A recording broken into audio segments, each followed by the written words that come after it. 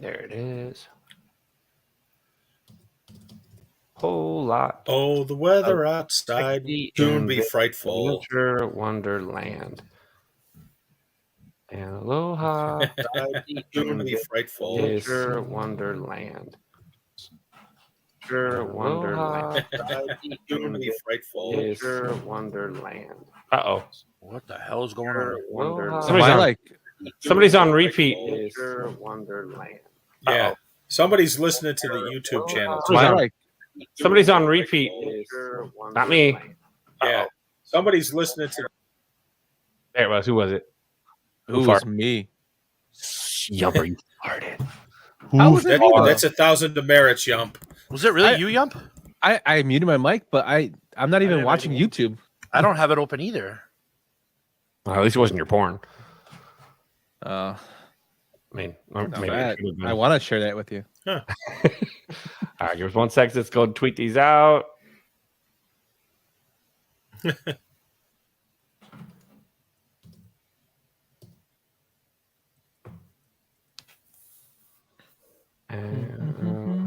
Weird that you don't come up immediately on. And did you mute me, Yumper?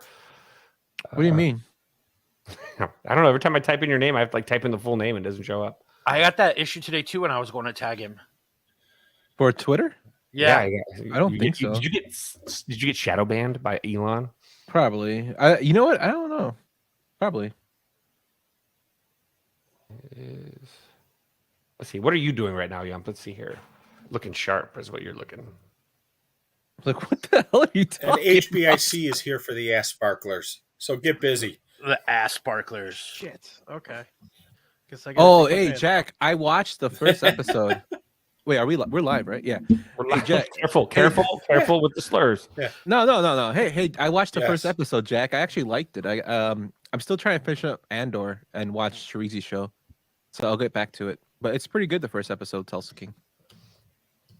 I haven't even started Andor yet. It's funny that you say Tulsa Some of the King, best Star Wars products I've seen.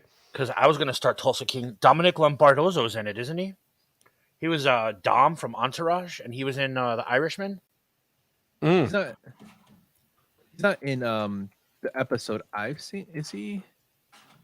Which guy? Dom? Yeah, Dom's in it early, I think, isn't he? He plays it's a tiny role. Are you talking about the Andor, or are you talking about the Stallone show? Tulsa King. They're talking about. He's in Tulsa Kings. Yeah, I'm gonna have to check it out. Is it Paramount Plus or what? Yeah. Yes. Okay. Yeah. I only got through the first episode, and it's actually kind of like that they age him out to be his real age. Would you recommend it? From the first one I saw, yeah. Okay. Jack's giving it a thumbs up, saying it's getting better every episode. I'm here for the ass sparklers. So yes. All right, you guys ready? Let's do this. Let's go. Here we go. 5, 4, 3, 2, 1, 0. All engine running. Liftoff. We have a liftoff.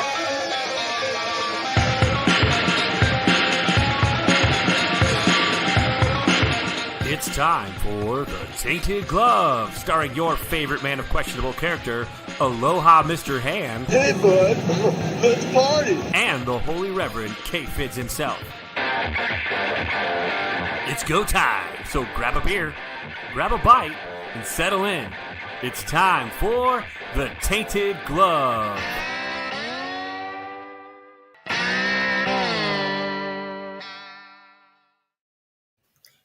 Aloha, and welcome to the December 20th, 2022 edition, the year-end edition of the Tainted Glove.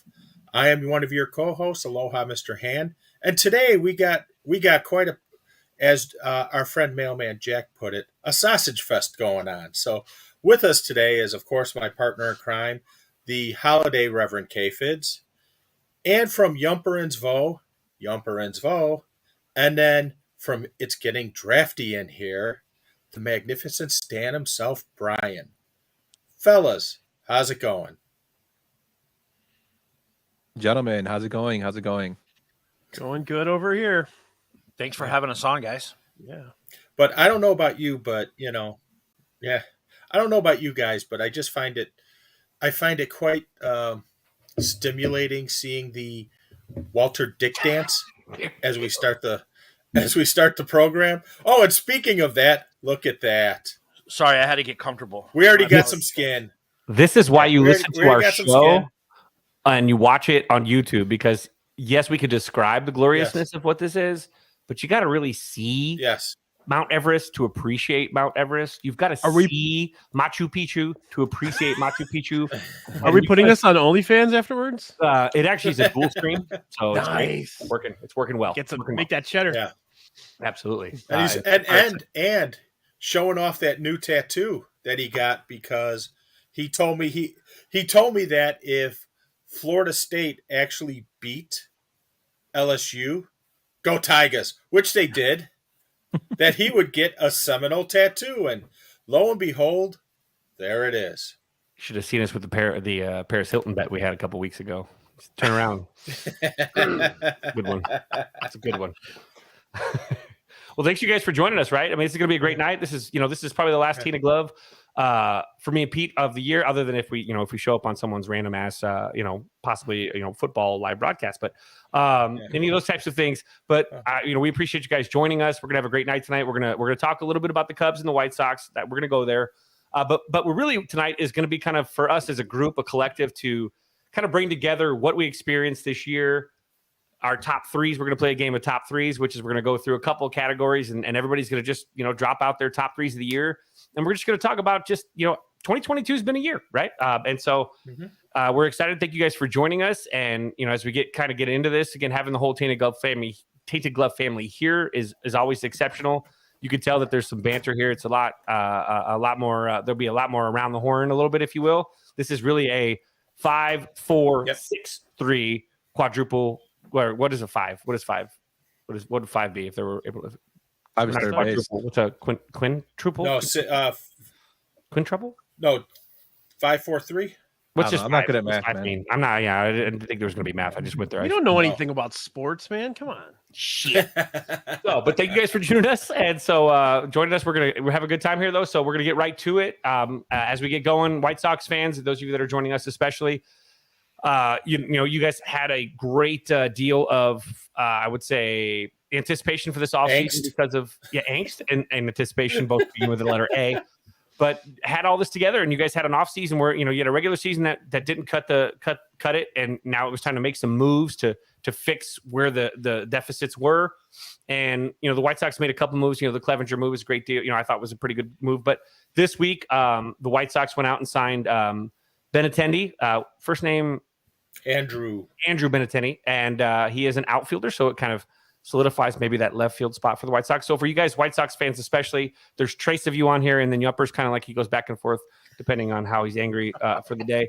But depending on his anger for the day. Yeah. If he has had a good morning and a cup of coffee, he's a Cub fan. But when he's angry, I am no longer a Cub fan. No. His fiber the night before. If he's had his fiber the night before. Breaking news. Hey, Korea may be available for you again. Well, if this is the last podcast where I could call Yumper a Cub fan, I will do a shot of Malort for Yumper, sent to me by Yumper, with this Yumper and Svo shot glass, because it's all about the brand. Good luck. Ooh. All right, so Sox fans, what do you guys think? But getting to that, it's funny because Benintendi fits the profile of what they need. A left-handed batter, a left fielder who is actually an outfielder, not a first baseman or DH, and a low strikeout, BABIP high on base guy, because Lord knows they've got enough swing and miss in that lineup as it is. And the funniest thing about Benintendi, it's an old cliche fits here. Kenny gets his man. They wanted to draft Benintendi the year he came out. But he was taken by the Red Sox one pick before the White Sox drafted. And the White Sox wound up with, wait for it, Carson Fulmer. Yes. And that was the same draft that Swanson came out number 1. So it's funny that it's another case of the White Sox getting their man, 5 years later, whatever it may be. And the other thing is, my one main point of frustration, anger, whatever term you want to use about this, is that This is the highest contract they've ever given out. And this is not a knock against the player. It is not a knock against the player. It is a knock against the organization. Because frankly, if you're going to sit there and tell us you want to be a destination for premium talent, you better open up the fucking wallet and not have moths come flying out of there and that ate all your money. Yeah, it was a good move for what they needed. They needed a guy that could get on base. They needed a guy that can hit from the left side, but they really need another power hitter from the left side. Unless you're anticipating Grandal and Moncada to show up with some power. Colas too. They're anticipating. Yeah, you can't bank on that yet, though. I mean, yes, you can. He'll be awesome. Ask him; they'll tell you. I mean, they're going to. They're gonna bank on it. Yeah. I mean, Fangraphs is pretty, again, this is that time of year where everyone digs into the Fangraphs and the Zips, and Fangraphs seems to have a pretty decent affection for him. Then again, it also think Magical dropping a 106 WRC plus, so I don't know. Yeah. Well, and the better thing than with what they had. Yeah, the thing with Fangraphs, with Steamer, with Zips, they're all good tools, but they're good tools in March, not now. Yeah, absolutely. It's computer. It's an emotionless computer projection, and you've got 17 homers, a 263 average, a 458 slugging, and it looks like a 791 OPS. That banks for actually a decent season these days too. So that's great for a rookie. With the ball that's going around, 780, 790 is actually above average. So. Yeah, he's got a 116 runs created plus for in a 1.6 WAR for a rookie season. That's only 92 games though. So there's that. This makes for a tremendous signing if Eloy and Robert can hit behind and stay healthy. Yeah, if they can.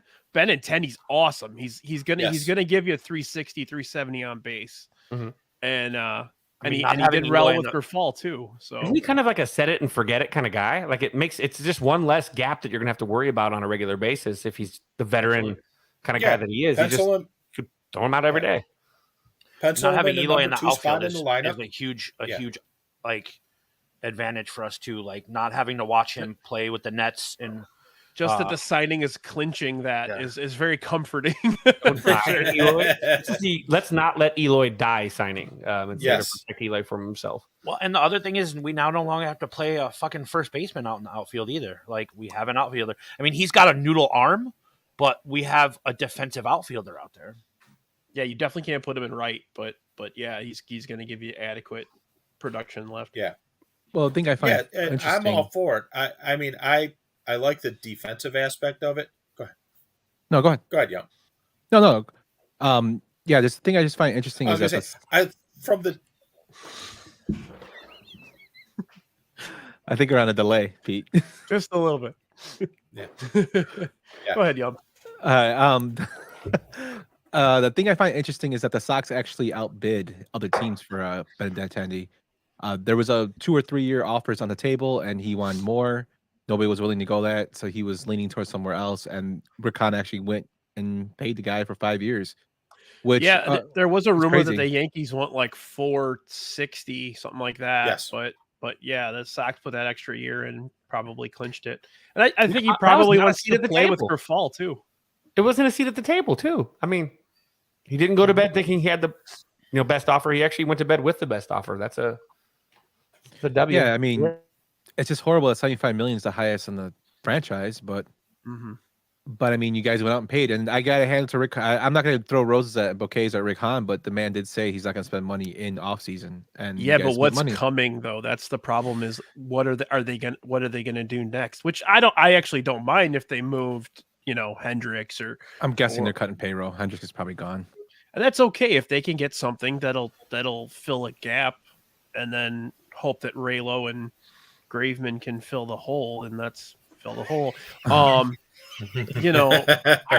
It's every time someone says I gotta go fill a hole. Yeah. Boom.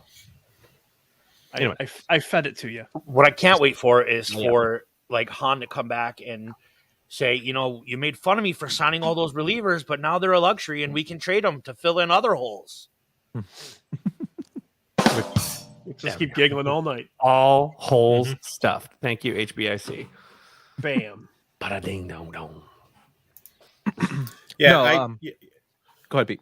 I was gonna say, looking at it, I like the defensive aspect of having Benintendi in left field because you don't have, Vaughn and or Sheets playing out of position. Even though with right field, Vaughn's moving to first, so now you have to worry about who's playing right field. Yes, they are projecting Colas to play right field, but what concerns me is something the Sox are notorious for. What's the insurance policy if Colas falls flat on his face? Is Victor it? Reyes, Are you baby. It's Lurie Garcia is the insurance policy. Dear God, no. No, it is going to be Victor Reyes, and I think Victor Reyes can end up playing 100 games at least in either right and or center field. Yeah, the thing is with Benintendi though too. I hate to say it. You're looking at a guy that is projected to have a downturn when you look at the projections, but a guy that has been pretty effective like over the course of his career. I mean, he does find ways to drive guys in the moments. I mean, he's had a 90 RBI, an 87 RBI season, a 73. I mean, I know you don't want to look at that as that is also a product of like opportunity as well. So you don't want to judge on that. But I mean, when you look at the way he gets on base pretty consistently, when you look at his strikeout numbers, it's a little bit more consistent. I mean, he only struck out 20 or 77 times last year. I mean, when you look at some of these guys, I mean, 2019 he struck out 140 times. So he's figured out how to put the ball in play a little bit better over the last couple of years. Yeah, his walk to strike Benintendi's walk to strikeout ratio last year was really good. He's really good. Being patient, and then that's something you can look at. Like I don't know about the other stuff when you're looking at. Is it an outlier season? I use that word a ton this offseason because, again, Dansby Swanson is projected to have less of a offensive impact for the Cubs than Benintendi will for the White Sox. So Sox fans can actually take a victory lap there if that happens. But the fact is that you're dealing with some of these guys that are having great seasons. But when you look at walks, guys that are learning how to see pitches, those are not outliers like stats. Those are stats of maturity, I think. That you see a guy that's actually willing to be patient at the plate, to see and go deeper into account and, find a way to move the line, frankly, in any way you can, trusting the guys behind you to knock you in. Absolutely. And even with and the funny thing about, go ahead. John. And even with the down season from last year, he still was a 3-WAR player, so he's still productive. Yeah. I think his power numbers are probably going to come back. He's not a guy that's going to hit 30 bombs, but I mean, 15 to 17 range is good enough. And I mean, on the White Sox, would that have led the team? 17? That would have led the team, I think. Yep. So he gives you a little pop, good defender, a decent defender, and he gets on the base, and that's all you need. I think just with coaching in general with the White Sox next year, you're going to see the home run numbers just skyrocket. I don't think you're going to see anything crazy, but these are the guys. This is the group of guys. Grifol and company are these guys that got Jorge Soler to hit 50 homers. They know what they're doing, and it's kind of refreshing and nice to see a guy who is sabermetric friendly and ready to teach.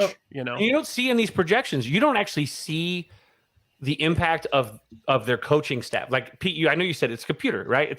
It doesn't take into the human aspect of these projections.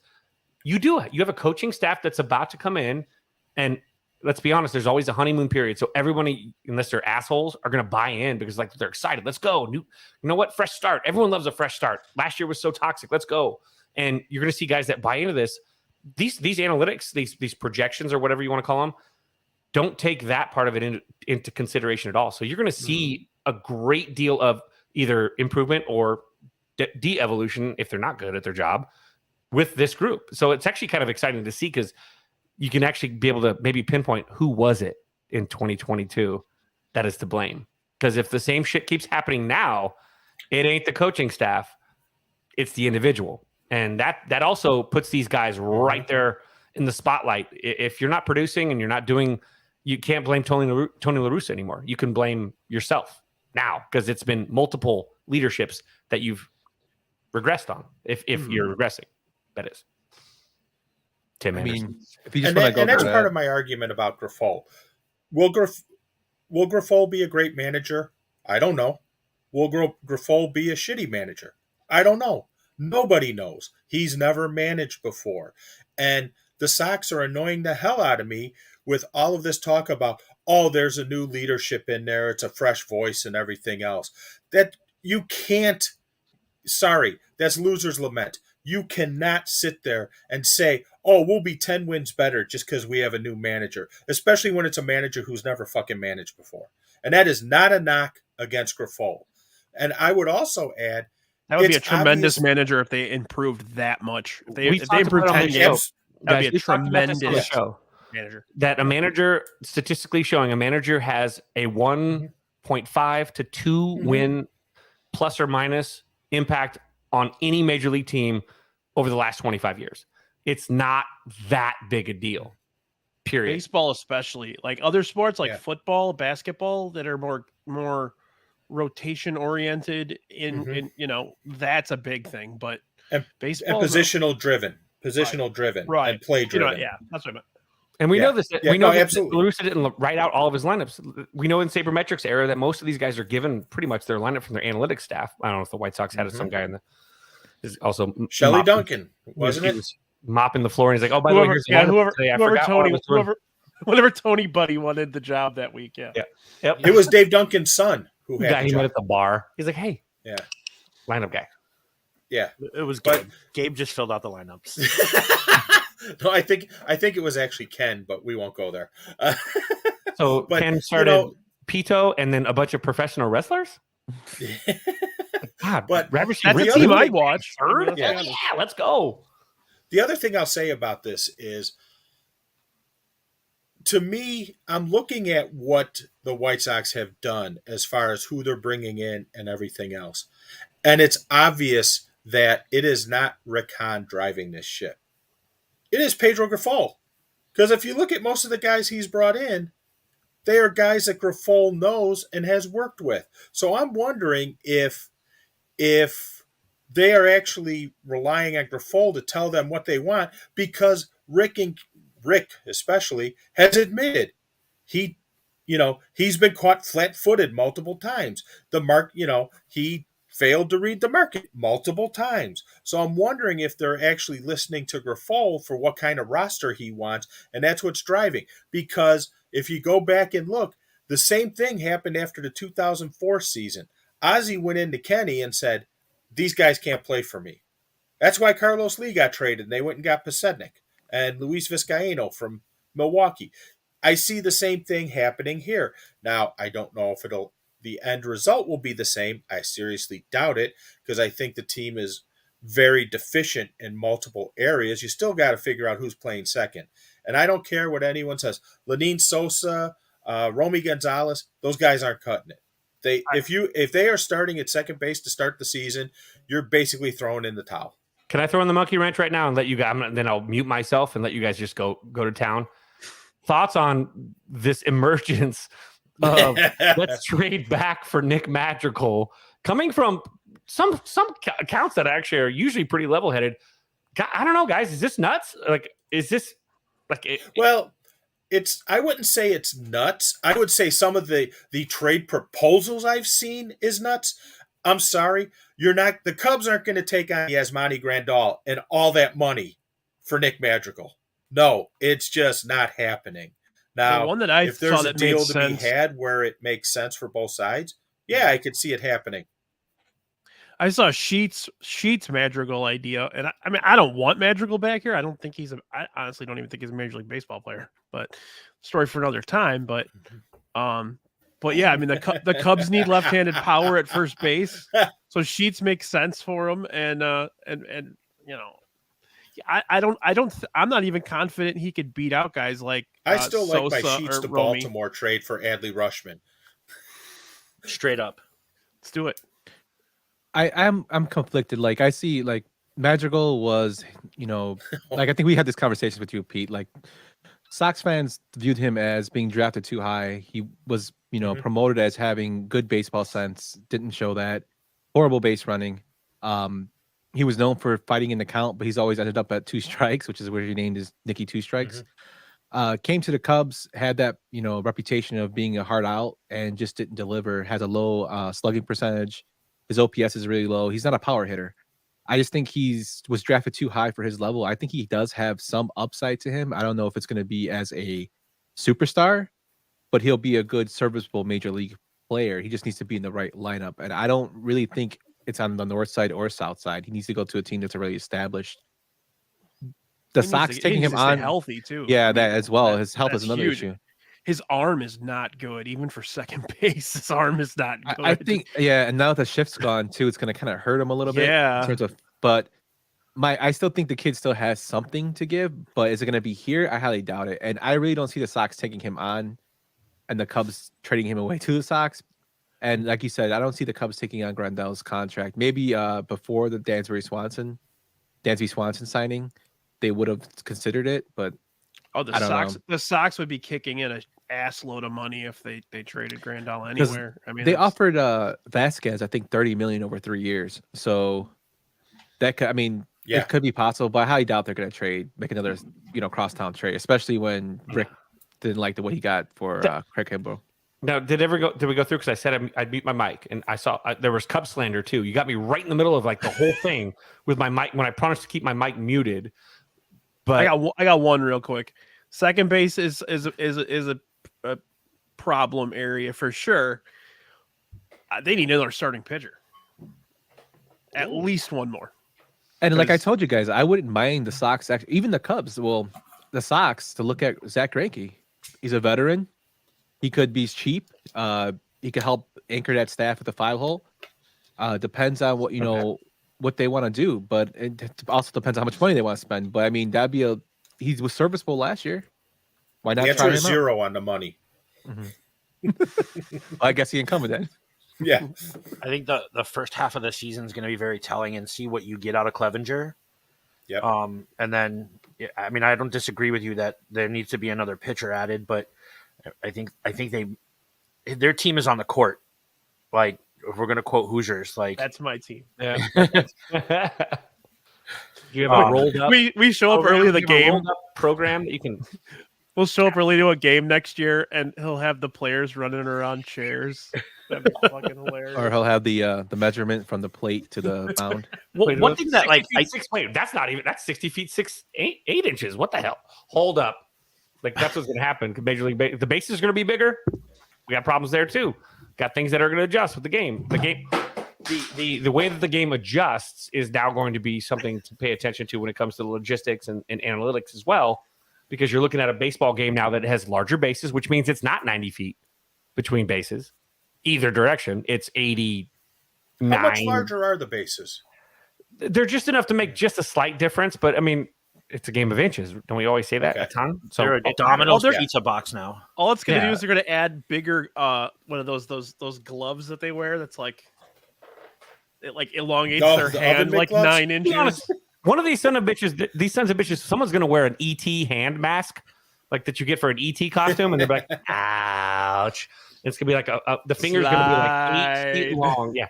It was like, remember in the NBA Finals a couple years ago when Kevin Durant shot that 3-pointer, and if he would have been a half a size shoe smaller, the Nets would have went on to the finals. Yep.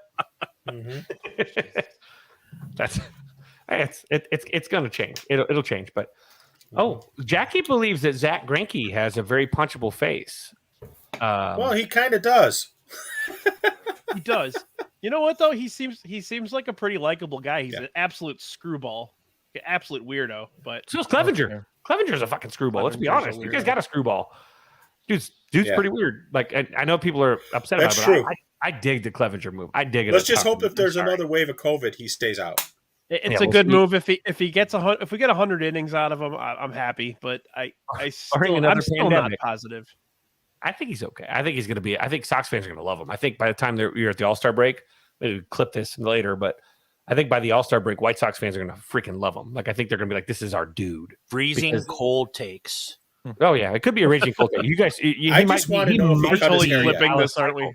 He could be Dallas Keuchel by the All-Star break as well. Hey, very possible. Say that name here. He has very braidable hair. It's a great call. See, Jackie with punchable face, Jack with braidable hair. Well, both could be true. Both are true, basically. I do think Fids, the other day, you said something about, like, just going back to Nick Madrigal real quick. Like, Nick Madrigal gets shit on for absolutely no reason. He's never said anything wrong in the press. He's always just taken everything with, like, dignity, and everyone, north side, south side, just shits on him. Well, he's a Chicago baseball I think I know to Mitchell why. Trubisky. He is never. He wouldn't say shit with a mouthful of manure, and yet still, everyone. He's just a lightning rod. Like I don't know what it is. What I can tell you what it is. Uh-oh. I could tell you what it is. He was portrayed, if you remember when he was drafted, this high IQ, Gold Glove, elite contact. They said he was guy. Dustin Pedroia. And he made one error last year for the Cubs. Right, and he wasn't. And it's the White Sox fault. He made one error with the Cubs. Like he can play defense. He also Well, only if we're played comparing him to 59 games. Trubisky, When he he's came good up, at turning when off he came people. up to the Sox. One error in 59 games. That ain't Yeah. terrible either. Look at your second baseman. Look at your shortstops. Like that's actually not too shabby. But he does. He was projected as a. But dude. did you see him play with the White Sox? He was projected as a. Yeah, of course it did. He projected as a dude. And when you give when the team builds up these individuals, just like Trubisky too. I'll say this: Trubisky was because of the trade up and everything. It didn't matter. Trubisky, if he didn't win a Super Bowl his first season, he was already an outcast and a pariah. It's the same kind of concept. It's the organization's fault for how they portrayed these individuals using their media marketing, social, YouTube, blah blah blah. Mm-hmm. They put these poor dudes in that spot. Again, I've not heard a bad thing out of anybody about Trubisky or Magical, other than like maybe he's probably unvaxxed or something, whatever. But I don't really care anymore, like at this point, because we're pretty close. No, that's Benintendi. That's Benintendi too, and that's also And Dylan Conforto. Cease. And your age, Hey, Dylan you guys Cease. got a whole season. Yeah.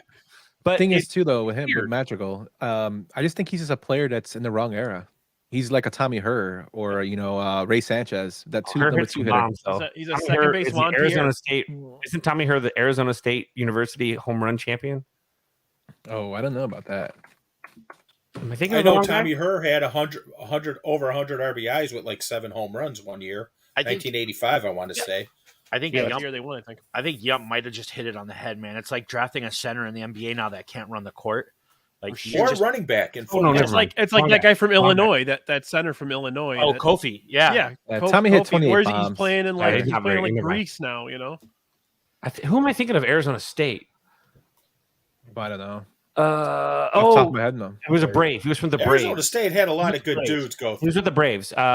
With Dale Murphy. Lemke? Second base. Mark Um, Lemke? No, with Mark Lemke. with Dale Murphy in the 80s. Glenn Hubbard? Terry Nope. Pendleton. Steve Nope. Perry, You're the talking lead Glenn singer Hubbard? of Journey. Steve Perry, I think it is. Glenn Hubbard. Hold on. I'll Glenn pull it up. It's Hubbard. bothering me now because here it is. All right. Glenn Hubbard. Glenn Hubbard. Yeah, that's who I'm he's not talking talking about Glenn Hubbard. It's not Glenn Hubbard. It is. He was a second baseman. Gold jacket, green jacket. Who gives a He shit? gives a shit. Yeah.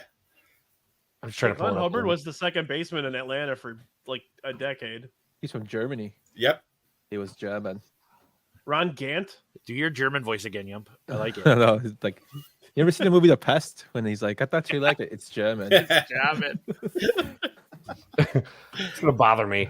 It's not Glenn Hubbard. I know you guys researched Glenn Hubbard, but it wasn't. He was not a second baseman then. Terry Pendleton's the only other one I can think of. No, I'm Terry talking about played third, though. college guys. He played with Dale Murphy. What year did Dale Murphy? God dang it. Jerry Royster. All right, you guys keep talking. I have to look this up now because I literally Jeremy West, the guy from Vegas, broke the home run record. Glenn then- Hubbard was. Yeah, Glenn Well, Hubbard like- was a second baseman there for like a decade. Yeah, so he wasn't a second baseman. I'm trying to. My apologies then. That's where. Much like Ned Flanders said, Okay. heaven's easier to get into than Arizona State. Stupid, sexy Flanders. Feels like I'm wearing nothing at all. There it is. There is a Simpsons episode of It's Getting Drafty. Yes, here. get that plug in. What's the next We episode, gotta get Brian? there too. We We're gotta get doing there. movie soundtracks. Ooh. Not Ooh. sure the date yet, but I'm gonna Crow? have Crow should be number one. Southside Beaumont and Chelsea. So it should be fun. One of you guys better draft the. Well, I know you're not going to draft the Crow, but Well, he's Oh no, always said the soundtrack it's is soundtracks. fantastic. That's a phenomenal soundtrack. okay. Yeah. It's also a great movie. Yes. Yeah. Oh, come on. Almost We as- know it's what the almost number, as bad as we The know what the Natural, number one okay? soundtrack is. Bob Horner. I'm an asshole. Yes, you are. Yeah, Bob Bob Horner Horner. played It third. has nothing to do with Bob Horner, Yeah. though. No, but I was Bob Horner's. I was like, I don't know why I thought he was the second baseman. He's third baseman. This pod has gone completely off the rails. Yeah, I don't know what Yes. the hell you're talking Bob about. Horner, not Nico. But sorry. Yeah, I still don't know, and I still don't Horner know what to did- do with my hands, guys. What am I supposed to do? Oh my God, Bob Is this where we're Horner's supposed to bring it out? All right. is like Did Bob Horner Barely. play in the minors, or did he All right. go We're straight gonna up? sing karaoke tonight, guys. All right, never mind. Sorry to bring it out for a second. Bob Horner's picture is like a straight up like softball, beer league softball picture. It Oh, looks like God. The one I'm yes. looking at, the one I look at, Like I'm looking at, Vukovic? it looks like Tommy Gunn from Rocky V. Fids, No. Yump, how do you guys feel about the Dansby Swanson signing? Let's get Yes. this train back on track. I think it was I think Jed had to do it. I think you got the fourth best of the top four shortstops. I would have preferred Correa, even though it's coming out that he's injured. Eyes. Yeah, something with his eyes. I mean, he's a good defender. He's had 2 good years. I think his WRC plus is like 94 for his career. How old is he? He's only 27, I think. Fitz 27 or 28. 27. Um, He was the youngest of all the free agents. Swanson's going to be 29 by spring. Yeah, Swanson's what was he the oldest? I think because Correa No, was the youngest. Bogarts. no, Bogarts. I think uh, Bogarts was the Bogarts, oldest. I think, is going to be 30 soon. 29 or 30. Well, Correa was the youngest. He's only 27 or 28. But Bogarts, Mhm. yeah, he's 30, and then okay, so yeah, he just adds extra defense there up the middle. I think he's a good. The issue with him is, it's not that signing him is bad. It's that you have to complement him with other signings, because Correa, you automatically have that impact generational talent player. Trey Turner, you have that impact generational talent player. With Dansby Swanson, you got great defense in a career year, coming off a career year, but his WRC plus is not going to match what Wilson Contreras had of the 130s. So you're still missing that hole there. 22. Actually, it's a drop at 22. If you want to pull up the RC plus, it's 138 for Wilson, 116 in a year that he hit 25 plus homers. His WRC plus was only 116. That's a weird stat to me. That means it's a Patrick Wisdom stat to me. Well, I don't know if he's that bad, but he's the guy that's going to shows walk up. 50 times but strike out 150 times. It's a guy that shows up every third day and has a good day. What was the deal for? How long was his deal? 7 years. 7. Yeah. It's still not bad. It's still So not do you bad. think- No, good for the kid. Do And you I don't- think that deal that they gave Swanson allows you, and do you think that Jed will give out 10 years, $510 million for Shohei when he's No. available? Absolutely not.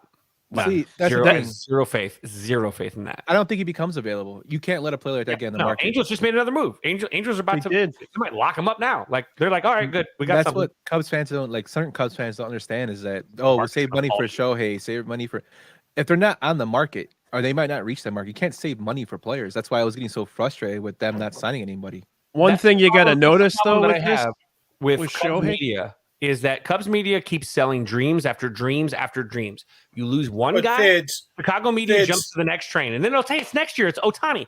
The market doesn't fall to the Cubs like some gravitational pull that it's because, oh God, it's so great to play at fucking Wrigley. I'm sorry. I love Wrigley. I love the Cubs. The Cubs won the World Series in 2016. And guess what? That was the draw.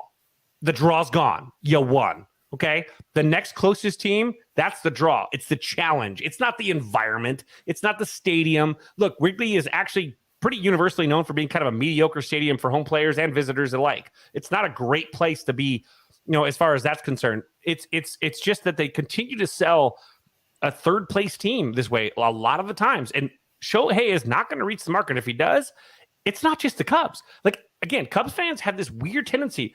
Again, now Swanson is going to be portrayed as a silver slugger. He's going to be portrayed as this savior. This guy is a career 94 WRC plus, a career 100 OPS plus. He's not an offensive guy. And let's be honest, the corners for the Cubs were the defensive problem in 2022, not the middle.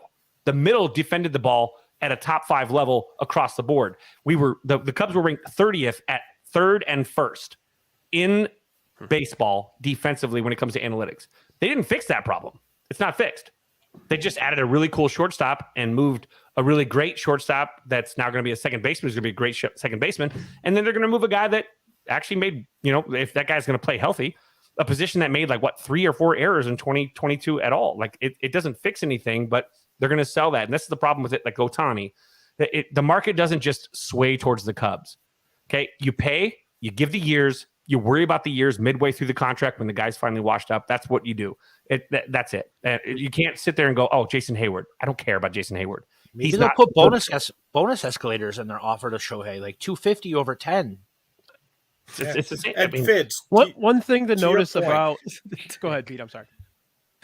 I was going to say, Fids, to your point, but the Cubs have done that since the days of the Tribune Company. This is not a new phenomena. They have done that for years. I heard the same thing about Albert Pujols. I remember your favorite person, Kaplan, posing with a Pujols 5 jersey, Pujols 5 Cubs jersey. And I believe I actually still have the picture of it. I remember Pujols, they were going to get both Pujols and Prince Fielder. I don't know what the hell they were going to do with them. Pete just gave away what he got bid for Christmas. New. Yeah. If you got me a Kaplan jersey, I have toilet paper. I love it. This is nothing new. This is something they've done for years. It's something the White Sox are trying to do now, but unfortunately, the White Sox are too stupid to figure out how to do it right. Project Birmingham's where it's at, bro. Project Birmingham is the same thing that every other contending fucking team does. It's what the Yankees did with the Core 4 in the fucking 90s. This is nothing new.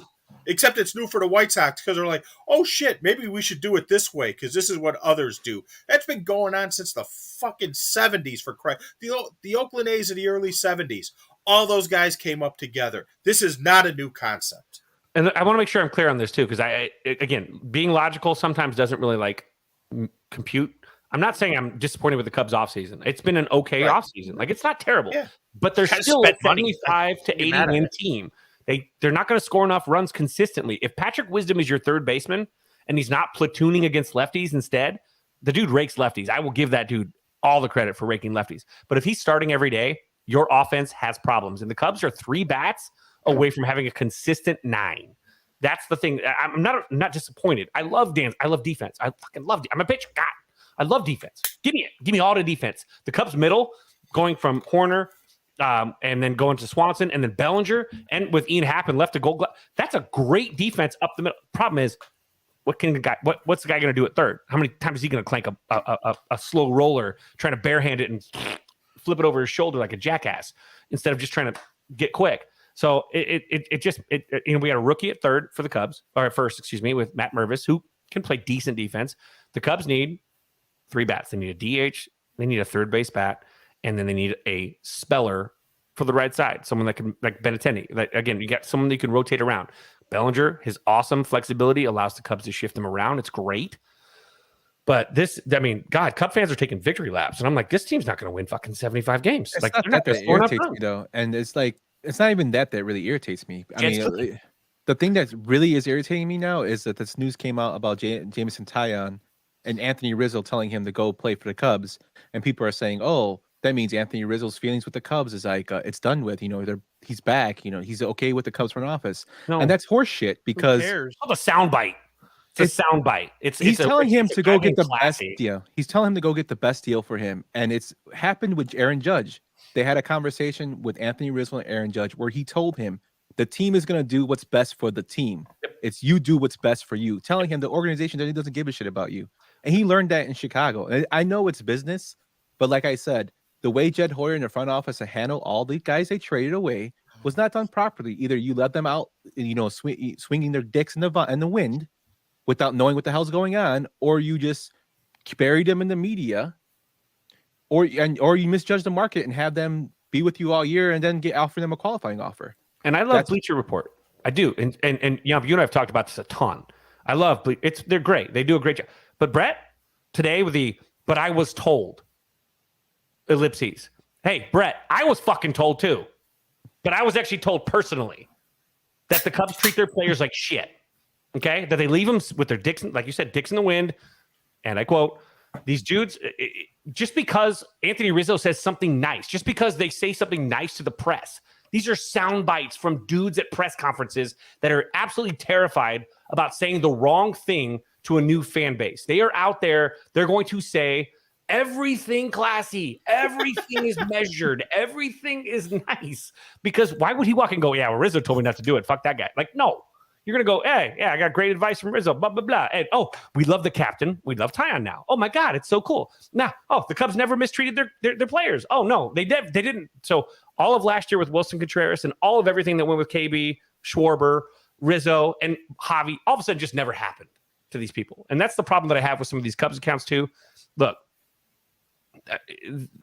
the Cubs fans are fantastic. Wrigley's fantastic. But when these guys sign, they're also not worried as much about the fans and the environment. They're worried about the boss. And the boss is shit.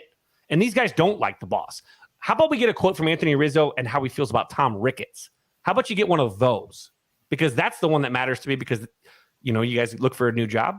Aren't you looking to make sure that your boss, you're also interviewing your boss, aren't you? Like, you don't want to work for a shitbag. And this is where we go. I like The Boss. Thunder Road was great. Dude, I love Nebraska. Yeah. It's a fantastic album. Oh, God. Darkness on the Edge of Town is the best. Yeah, that was just like a complete rant by me and Fitz. But that's just the frustration I had, and that's why like Fazzo always makes fun of me saying he loves like the way like the arc is the arc of my character changed to hating the Cubs. It's just all this, and then hearing constant, you know, from people who are water carriers and like fans who just bandwagon on, like telling me how like it is, and I'm like, dude, I lived through the Tribune company and I know how bad they were, but the Ricketts basically pissed away 6 years after winning a World Series. Any goodwill, like who? That's I don't impossible think your to do. feelings towards the Cubs and the Ricketts and whatever is any different than any White Sox fan with Jerry Reinsdorf, right? So, like, I bust your balls about you becoming a Sox fan, but I know how you feel, right? Ownership in Chicago is fucking terrible. I think we all can agree. It doesn't matter what team you root for, like, it's terrible. Group hug. And do you know Group why, hug, everybody. to be honest? Do you know why? Because, as Fitz pointed out, the water-carrying media, they're terrified of going to these owners and saying, hey, why do you only have 7 playoff appearances in 40 years of ownership? Is that a They lot? will Are you a never sports ask the tough journalist? questions. Are you a sports journalist or a sports entertainer? Because a sports journalist's job is to be a skeptic on every single choice and decision that is made. Your job is to ask the tough questions, not to give them the softball, t-ball setup. And guess who doesn't do that? Chicago media. But you know why? Because they get access pulled. It's called flack. It's 100% the Cubs and maybe the White Sox organization too. I just don't think they have enough people to like even monitor that. But the Cubs 100% are known for alienating journalists and cutting off access to anybody critical of the front office. So this is not. These guys. Ask Mike Kiley I'm not going to say this. I'm not going to point who this person is. But there's a person on Cubs Twitter that had like 900 followers and joined a podcast and has done nothing but suckle off the tea to the Cubs positively. And no matter what happens, they have like 4,000 followers. They're, you know, and all of a sudden they're everywhere and they're always invited to all these Cubs events. It's so weird that when you actually don't criticize the Cubs, what happens? You get invited to Cubs stuff and then you get to do Cubs PR stuff because you think that they're actually your friends and they're not going to bang you. Sorry, bro. The White Sox actually just got Wi-Fi in their clubhouse for the first time. So we're excited about that. Is it dial-up? Oh my goodness, man. Speaking of like totally off the subject, this is baseball related though, but I was talking to somebody who used to work for the Detroit Tigers and he worked in their front office for interning, and he told me they didn't get Wi-Fi or internet until 2006. To be fair, though, it's Detroit. Like, yeah, he was like, "What?" Michigan didn't get the internet till like 2006. Their internet quality is as good as their water. I got one too. So. Well, they were probably afraid to install the cable lines needed for Wi-Fi until 2006 in that city. Zing! Oh, wow. All right, so I'm going to go ahead and transition now too. But I could say this: I feel like all of us are kind of in the same place where we feel like our teams could have done more, but it's not absolutely chaos or Armageddon going into 2023.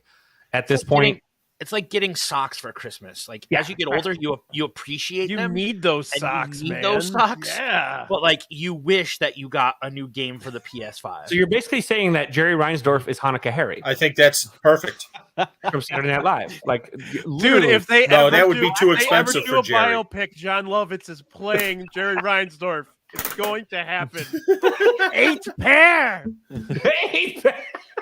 I know you wanted Machado, but we got you Graveman. We have McDonald's at the house. You guys are all right. So with that, let's jump into these three things. So the kind of game is kind of fun. The way we're going to do this is we're not going to go around with everybody's individual choices. You're going to give us the 3 choices all at once, and we'll just judge it based on the StreamYard thing. I don't know if your StreamYard, my StreamYard goes Svo, Brian, and then Yumper, and then Pete, and then up to me. Is that how your guys' look? Is that how this looks on the screen? Okay. Yep. So what So we're we're going to gonna do go is clockwise. we're going to go clockwise. And it is your top 3 blanks. Okay. This isn't necessarily a draft, it's getting drafty. Great pod. Brian has. You're my gimmick, right? damn it. It's not a movie Fantastic review pod. podcast like Yumper and Svo at the show. Plug. Another fantastic podcast. Absolutely. Yeah. But it is kind of a derivative of it because these guys are the vets of these types of formats. So we're going to rock this out. So top 3s, we're going to start with the first category, and we'll start with Svo. What are your top 3 sports moments of 2022? Okay, great question. The first one was that this was the first year that I got to travel to new ballparks since COVID hit, right? So I got to see Miami. I got to see I went on a 40th birthday trip with my best friend to Texas to see that new ballpark. So being able to go to new ballparks was absolutely my top moment. Number 2 was everybody in here knows I love college football. Was the resurrection of my college football team. You know, we had some really bad years under Willie Taggart, but my college football team is back in a bowl, and they're recruiting, and it's really, really fun in Tallahassee again. And number 4 is Tony La Russa is now gone. And I'm sorry, number three. I'm sorry. Did I lose audio? I muted myself. No. The game's called Top No, 3. Fitz. Sorry, Top 3. I muted myself. Number 3 for a reason. is Tony La Russa is gone. I we've talked about this so much. It wasn't all on him, but something just wasn't right. Something was just not right there. So those are my top 3 sports moments. We'll move it on down the line here to Brian. Brian, what do you say? What say you about these top 3 sports moments? Just like Svo, I actually went on the trip with everybody to Minnesota this year. And that whole weekend was phenomenal. We had a blast. I went with we road tripping with Roxy and Keelan and Rob McCoyak. And we had a blast. It was fun. That park is phenomenal. I want to just pick up that park and throw it on the south side of Chicago. So that was a big one for me. Number 2 actually just happened a couple of days ago that and I'm not a soccer fan, but that World Cup final was one of the best sporting events I've ever seen in my life, and I've been a sports nut for 40 years. There was drama on top of drama on top of drama. That whole damn thing was phenomenal. Number 3, I got real into the MLB playoffs this year watching the Phillies and watching Bryce Harper just pound the shit out of baseball in the playoffs made me excited about baseball, but also really, really, really upset to be a White Sox fan and have had gone through all of that fun times. So there you go. Good stuff. Yump. What you got? So my number 1 is it is kind of sports related, but it's from meeting people from White Sox Twitter. Our trip to Vegas this year. Bunch of fun, really, really fun time to go with a bunch of people from White Sox Twitter. Fids, we met you there. Swole and Mr. Han, you were there along with Wally and our wives and girlfriends. It was an awesome experience, a fun time. Definitely got to do something like that again. My second number 2 is the emergence of Justin Fields. The Bears can finally say they have a quarterback. Just watch, I was looking at highlights today of him in the Miami game where he ran for 61 yards on that, basically scrambling away. It's just ridiculous, the athleticism he has. And I'm hoping that going forward, we can finally tell Green Bay, fuck you, and we have an actual quarterback that just shoves it up the Packers' ass every time we play him. And then my number 3 is actually college, going back to my Illini, actually being good for 2 years in a row and building momentum to possibly be better. I know they had they've been struggling, struggling a little bit, but the fact that they're in the prominence of a basketball school, and let's be real, Illinois has always been known as a basketball school. but that the fact that they're actually competing makes me happy, and really makes me enjoy watching the games again, because our professional sports teams are not enjoyable besides watching Justin Fields. And I'll say this: I'm not mush when I vote, and I bet for the Illini. I've won money from them, so you could throw that gift out. They just re-upped Bielema today too. They signed him to an extension. Yeah, and you've got now that the old transfer portal is about to play chaos on everybody. Signing day is tomorrow. Mm-hmm. You got a couple people going back and forth. The Pile kid left Notre Dame, which is fine. I guess I'm fine. I really didn't care. Pine's fine. All right, Pete. The best moments of your sports 2020. All right, so I'm gonna go from 3 to 1, and there's a specific reason why. 3 would be traveling to the different stadiums I went to this year.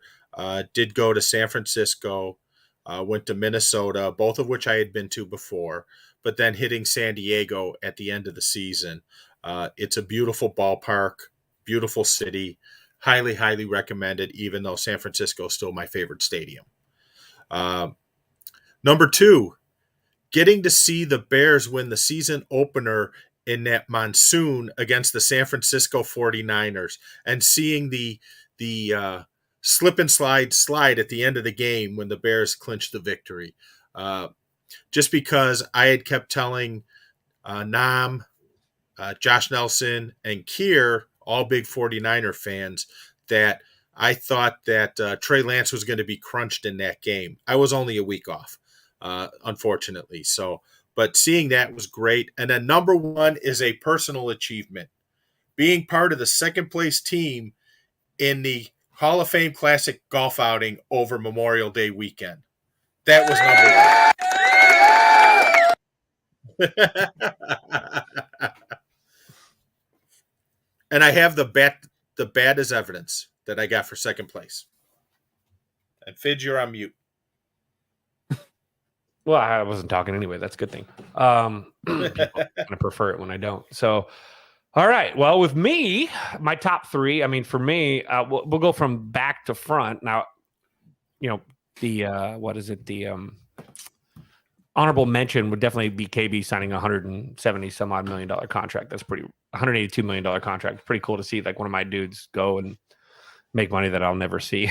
But it was pretty cool because he escaped. But as far as the top 3, I'd say watching, hanging out with you guys when you guys came to Vegas and watching basketball and some football with you guys, especially over at Caesars. That was fun.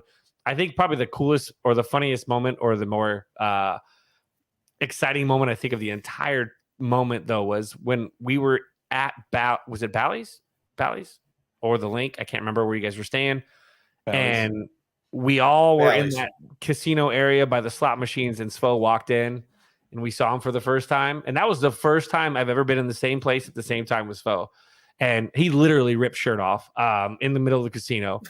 And for me, that was just such a great moment because it was a bunch of all of us getting together that had just, this place is a fun place, but the fact that, seeing you guys and hanging out with you guys and Bruhan, Luke, and obviously Walter, both Noms, watching Wally T in the corner of over at the, whatever the hell we were at, the Gold Spike or whatever.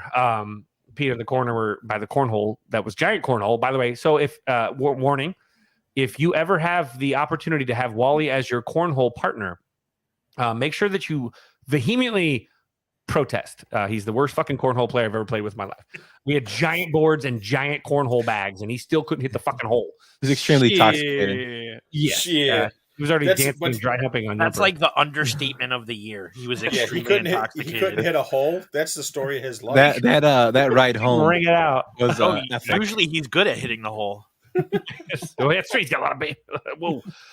It's just maybe the sack didn't work. Anyway, so the second one was golfing at the YFI tournament, the charity golf tournament. We've talked about it on our show a bunch. I got to play, obviously was playing. I didn't get to play. I brought Chasen out, and I got to play with one of my former guys and hanging with Chasen all day. We were hanging out with like a guy with Department of Homeland Security and a SWAT captain. And, just watching SWAT captains have terrible aim really concerned me a bit. when they couldn't putt. And I'm like, God, you have a rifle and you're like on SWAT and you have terrible aim. I'm kind of frightened, but it was a great day, like to hang out with Jason, and we won closest to the pin, and we had a good time just talking shop and just seeing those dudes do well and be happy. That was a good part of it. And he also hit a hole in one, by the way, 2 weeks ago. So like, dude's just a great swing. I mean, again, I've said it. If he was a outfielder, he would have probably played up to AAA, if not being a pro guy. And then the first one, though, and this is thanks to Pete. It's a great appreciation because he got me the opportunity to buy these tickets too. And then my friend Michael, who then helped me utilizing these tickets.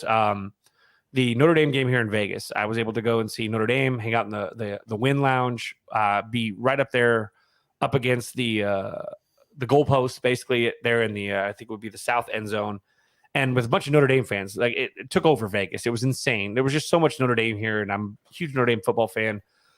And that game was great. Some guy was there. He had brought his wife. He brought his dad's ashes. Like, you're talking about like just generational stuff. A guy that's like, I wanted to see my dad wanted to see the Notre Dame play in Vegas one day, and that was his goal. And he passed away 5 years ago. So I brought his ashes, and I'm like, I'm a bunch of drunk dudes crying in the end zone is a weird way to like enjoy a football game.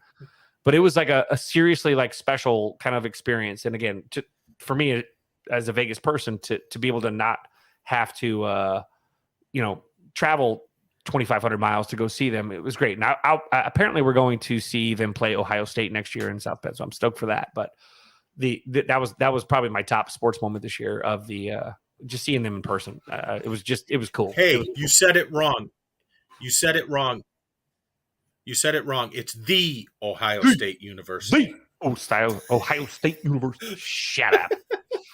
My fiance is actually she went to college in Ohio too. All right, so now we're going to transition over. Now we're going to get into the Yumper and Svo waters. We're going to wade into them a little bit, right? We're gonna jump in there.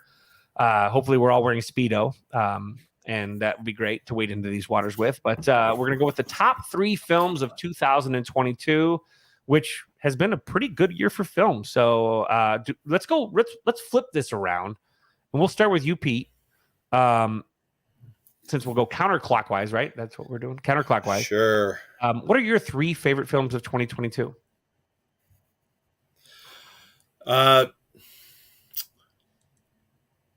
Number 3 is probably The Batman. I thought it was a great film. I still think Christian Bale is a better Batman, but I thought it was a great film. Okay. Number 2 is really, really tough. I had a tough time with this one. Number 1 is easy. It's number 2 that I had a tough time with. And who does number 2 work for? Exactly. Right. But I have to go with Avatar, and more so for the visual of it. If you haven't seen it yet, the visual is unreal. I strongly suggest IMAX 3D to go see it. It is. I thought the underwater scenes in Wakanda Forever were incredible. Avatar just absolutely blows them out of the water. It's not even close. And then number 1 is Top Gun Maverick. I love that movie. I thought that movie was incredible. It to me, it hit on the right aspects of nostalgia and also, a damn good story, actually. And plus, Jennifer Connelly, always good to look at. And by the way, Thursday on Paramount Plus, you can watch Maverick. It will be released on Paramount Plus on Thursday for free if you have Paramount Plus, that is. Nice. Okay, cool. So, Yumper, I know that your number 1 is Nope. So, what else did you love in 2022? Rock it out. What you got? So this is actually a pretty tough list for me. For number 3, I'm gonna have to go with Clerks 3. I really love the way they wrapped up a story in terms of that. I know Kevin Smith said that they would go with another movie possibly in the future, but I really liked how they tied everything together, and I thought it was a good end to that trilogy. So Clerks 3 would probably be my number 3, and then number 2, I'm gonna go with it's kind of hard because there was 2 movies I wanted to go with, but I'm gonna go with Smile. Movie was a really, really, really good horror movie. I'm a big horror movie junkie, and it had all the right ingredients to be creepy and interesting, and it was something new that they released. The The other movie I was looking at was The Black Phone, which is another great movie, but Smile, I think, edges it out. And then for my number one, I have to agree with Pete, Top Gun Maverick. Hell of a movie, a great, it's nostalgia, had everything in it, great story. And, when it came out, we were talking Tom Cruise possibly getting nominated for an Academy Award. So he might have fallen down that tree a little bit due to the movies that came afterward, but it's still a great movie, and I highly recommend you guys see it. And then we also had our event there, so that was awesome too. That's a special moment. That's good. All right, Brian, what you got, bud? Are we all gonna pick Top Gun? I won't. Seriously, no. It was great. I am gonna pick. No, it, Fids isn't. We already know what Fids is. We already know what Fids' number one is. Yeah, It's gonna be that terrible Nicolas Cage movie, isn't it? Yes. So, Top Gun, I thought was fantastic, and just to be able to see it in the theater, hang out with all you guys, that was phenomenal. Number two, I'm gonna go with the Batman as well. I thought it was, and I've talked to Svo about this. I thought it was a great movie. I didn't think it was a great Batman movie, but I thought it was a great movie. The whole thing was fantastic, but I didn't love it as a Batman. Just me. Number three, I'm gonna go Halloween Ends. No, I'm kidding. You bastard. No, number three, I'm actually gonna go with and it's kind of a funny one. I watched Enola Holmes 2 a couple weeks ago with my wife, and I thought it was funny as hell. It's basically like a mystery version of Ferris Bueller's Day Off. Like she stops the scene and talks to the camera, and I thought that it was fun. It was very engaging, and everybody did a great job on it. All right, that was actually, I did not expect Enola Holmes season 2 to jump up on this list. I thought it was, but I never even saw the first one. Brandy was just starting the second one. I sat down and watched the whole thing. Then I popped the first one on, and that one was good. The second one's better. And poor Henry Cavill. God dang. Yeah, I know. Quits the Witcher, and thinks he's going back to Superman, and then now he's doing another video game project. Yep, now he's not Superman anymore. So whoopsie daisy. Kind of misjudged that one. All right. And they let him announce it too. That's the worst part. Yeah. James Gunn's like, wait, so I didn't about approve that. this? Well, Right. Go ahead, did you see what The Rock posted today about Black Adam? Mm-hmm. That they're gonna just he's gonna be like the Will The Rock Ferrell of posted the about DC Black universe. Adam, and that Yeah, I don't know what they're doing over there, man. there might be something else. There may not. Who knows? I trust James Gunn. That's of all people with this franchise. If he doesn't feel like this fits the narrative that they're going to create, I'm going to let him build, because It's not he created so a much- fantastic the Suicide Squad, and then jump into what's his name? Peacemaker was insanely good. It's not that I don't trust James Gunn. It's that I don't trust the executives at Warner to do the right thing and finance things the right way and let him do his thing. Let James cook, bro. Let him cook. Well, and then there's also the follow-up on Peacemaker. It's about Tony La Russa. It's called Pacemaker. It's very different. It's I thought it mostly was a guy sitting at the very back interesting. falling asleep during interview. How much hate was out there for Gal Gadot as Wonder Woman? I did not didn't even know know that existed. Yes. Where did that come from? Who could possibly hate her? I mean, I knew that there was it wasn't the it was She's never not the Lady Wonder Carter, Woman but- stuff. I knew that there was some issues from the the Israeli Palestine thing, but Yeah. I never thought she was a bad Wonder Woman. 1984 was horrible. Yeah, I but- agree with that. Oh, it was awful. I love Linda Carter, but were you watching Wonder Woman for Linda Carter's thespian skills? You were looking at her ass, okay, and her. Sorry. Do you So the remember people that when- are mad about Linda Carter too, I'm like, she was gorgeous, and she's a great person. But Do you remember when Wonder Woman 1984 came out? Like the height of everybody had to stay home and it was Christmas. do nothing, and people were so excited, and then they watched it and they're like, "I would rather get COVID." I distinctly remember my brother-in-law asked me about that. I made It was poached horrible. eggs and mimosas. I made this whole breakfast for my fiance, because she was like, "All right, we're gonna watch it at 10 a.m." I had a time. We were so excited because she liked it too, and I'm like, "Oh yeah." I'm like, "Okay." Movie's over. I'm like, we're gonna just drink straight out of the bottle of the champagne now at this We're point and gonna watch Soul. We're gonna forget that this happened. Thank God for Soul that day, because Soul came out that day too on Disney, Yeah, and Yeah. Soul I thought was pretty good. But oh my god, I bet you Yumper's got some thoughts about Soul. no, it's Encanto he hates. Soul's He hates okay. jazz too. I don't know. No, I said Encanto. It's another horrible movie. That would have been on the worst three for Yeah, I'd be like, in there too. I would put Encanto as like my most hated of 2022 over Nope. I would still put Halloween. Oh, jeez, another bad. Just fucking up everything, man. It's Hollywood. Keep me fucking up. Sorry. All right. So, all right. Because I know you. This is hard. This is like cutting off two fingers, at least if you can't go like top 10. It's hard. It's a lot harder It's- for you it's- guys than it is for me. It definitely is. But like Yumper, I love horror movies, so I'm gonna put 2 horror movies in my top 3. The first one is gonna be X. Oh. I liked X a lot. I like Pearl a lot. Pearl's not in the list, but I liked X a lot, and they're supposed to make a third one and make that a trilogy.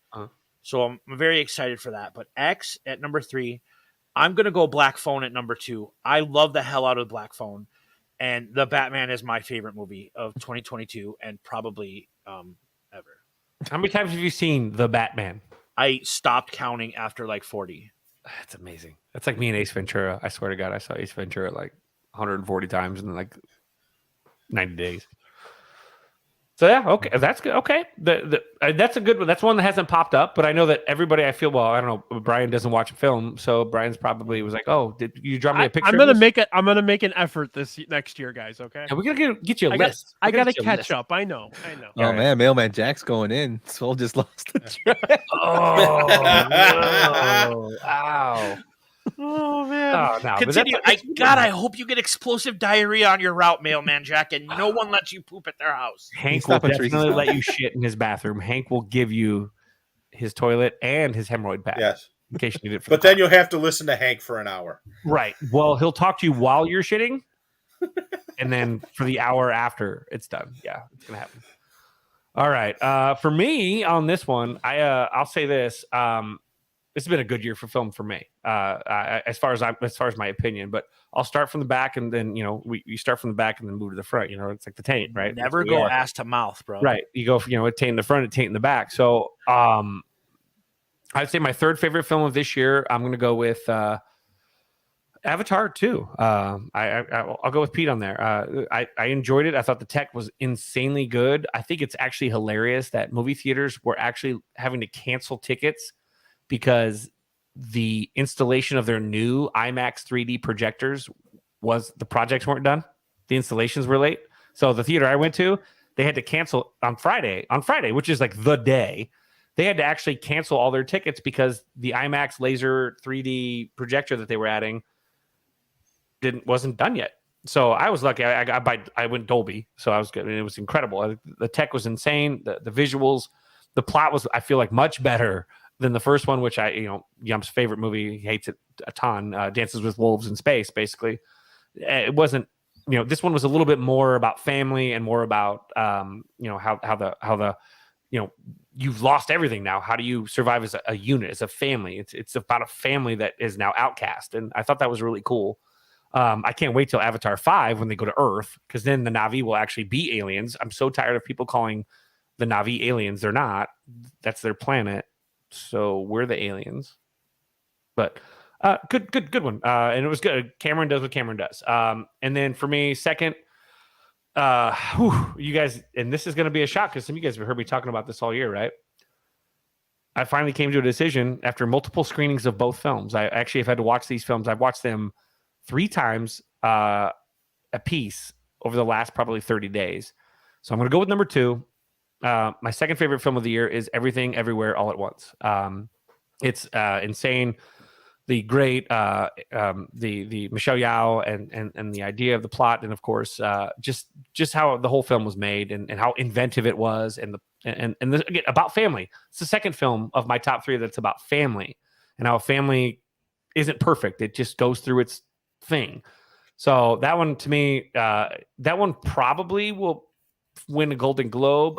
It's going to be a dogfight for the Oscar, but absolutely love the film, and it's been my favorite film since February when it came out, all the way through. And then, though, a couple weeks ago, right before Thanksgiving, I got to see the film that I've been waiting for quite a bit, and you guys know this if you've been listening to the podcast, I'm an absolutely Steven Spielberg nut.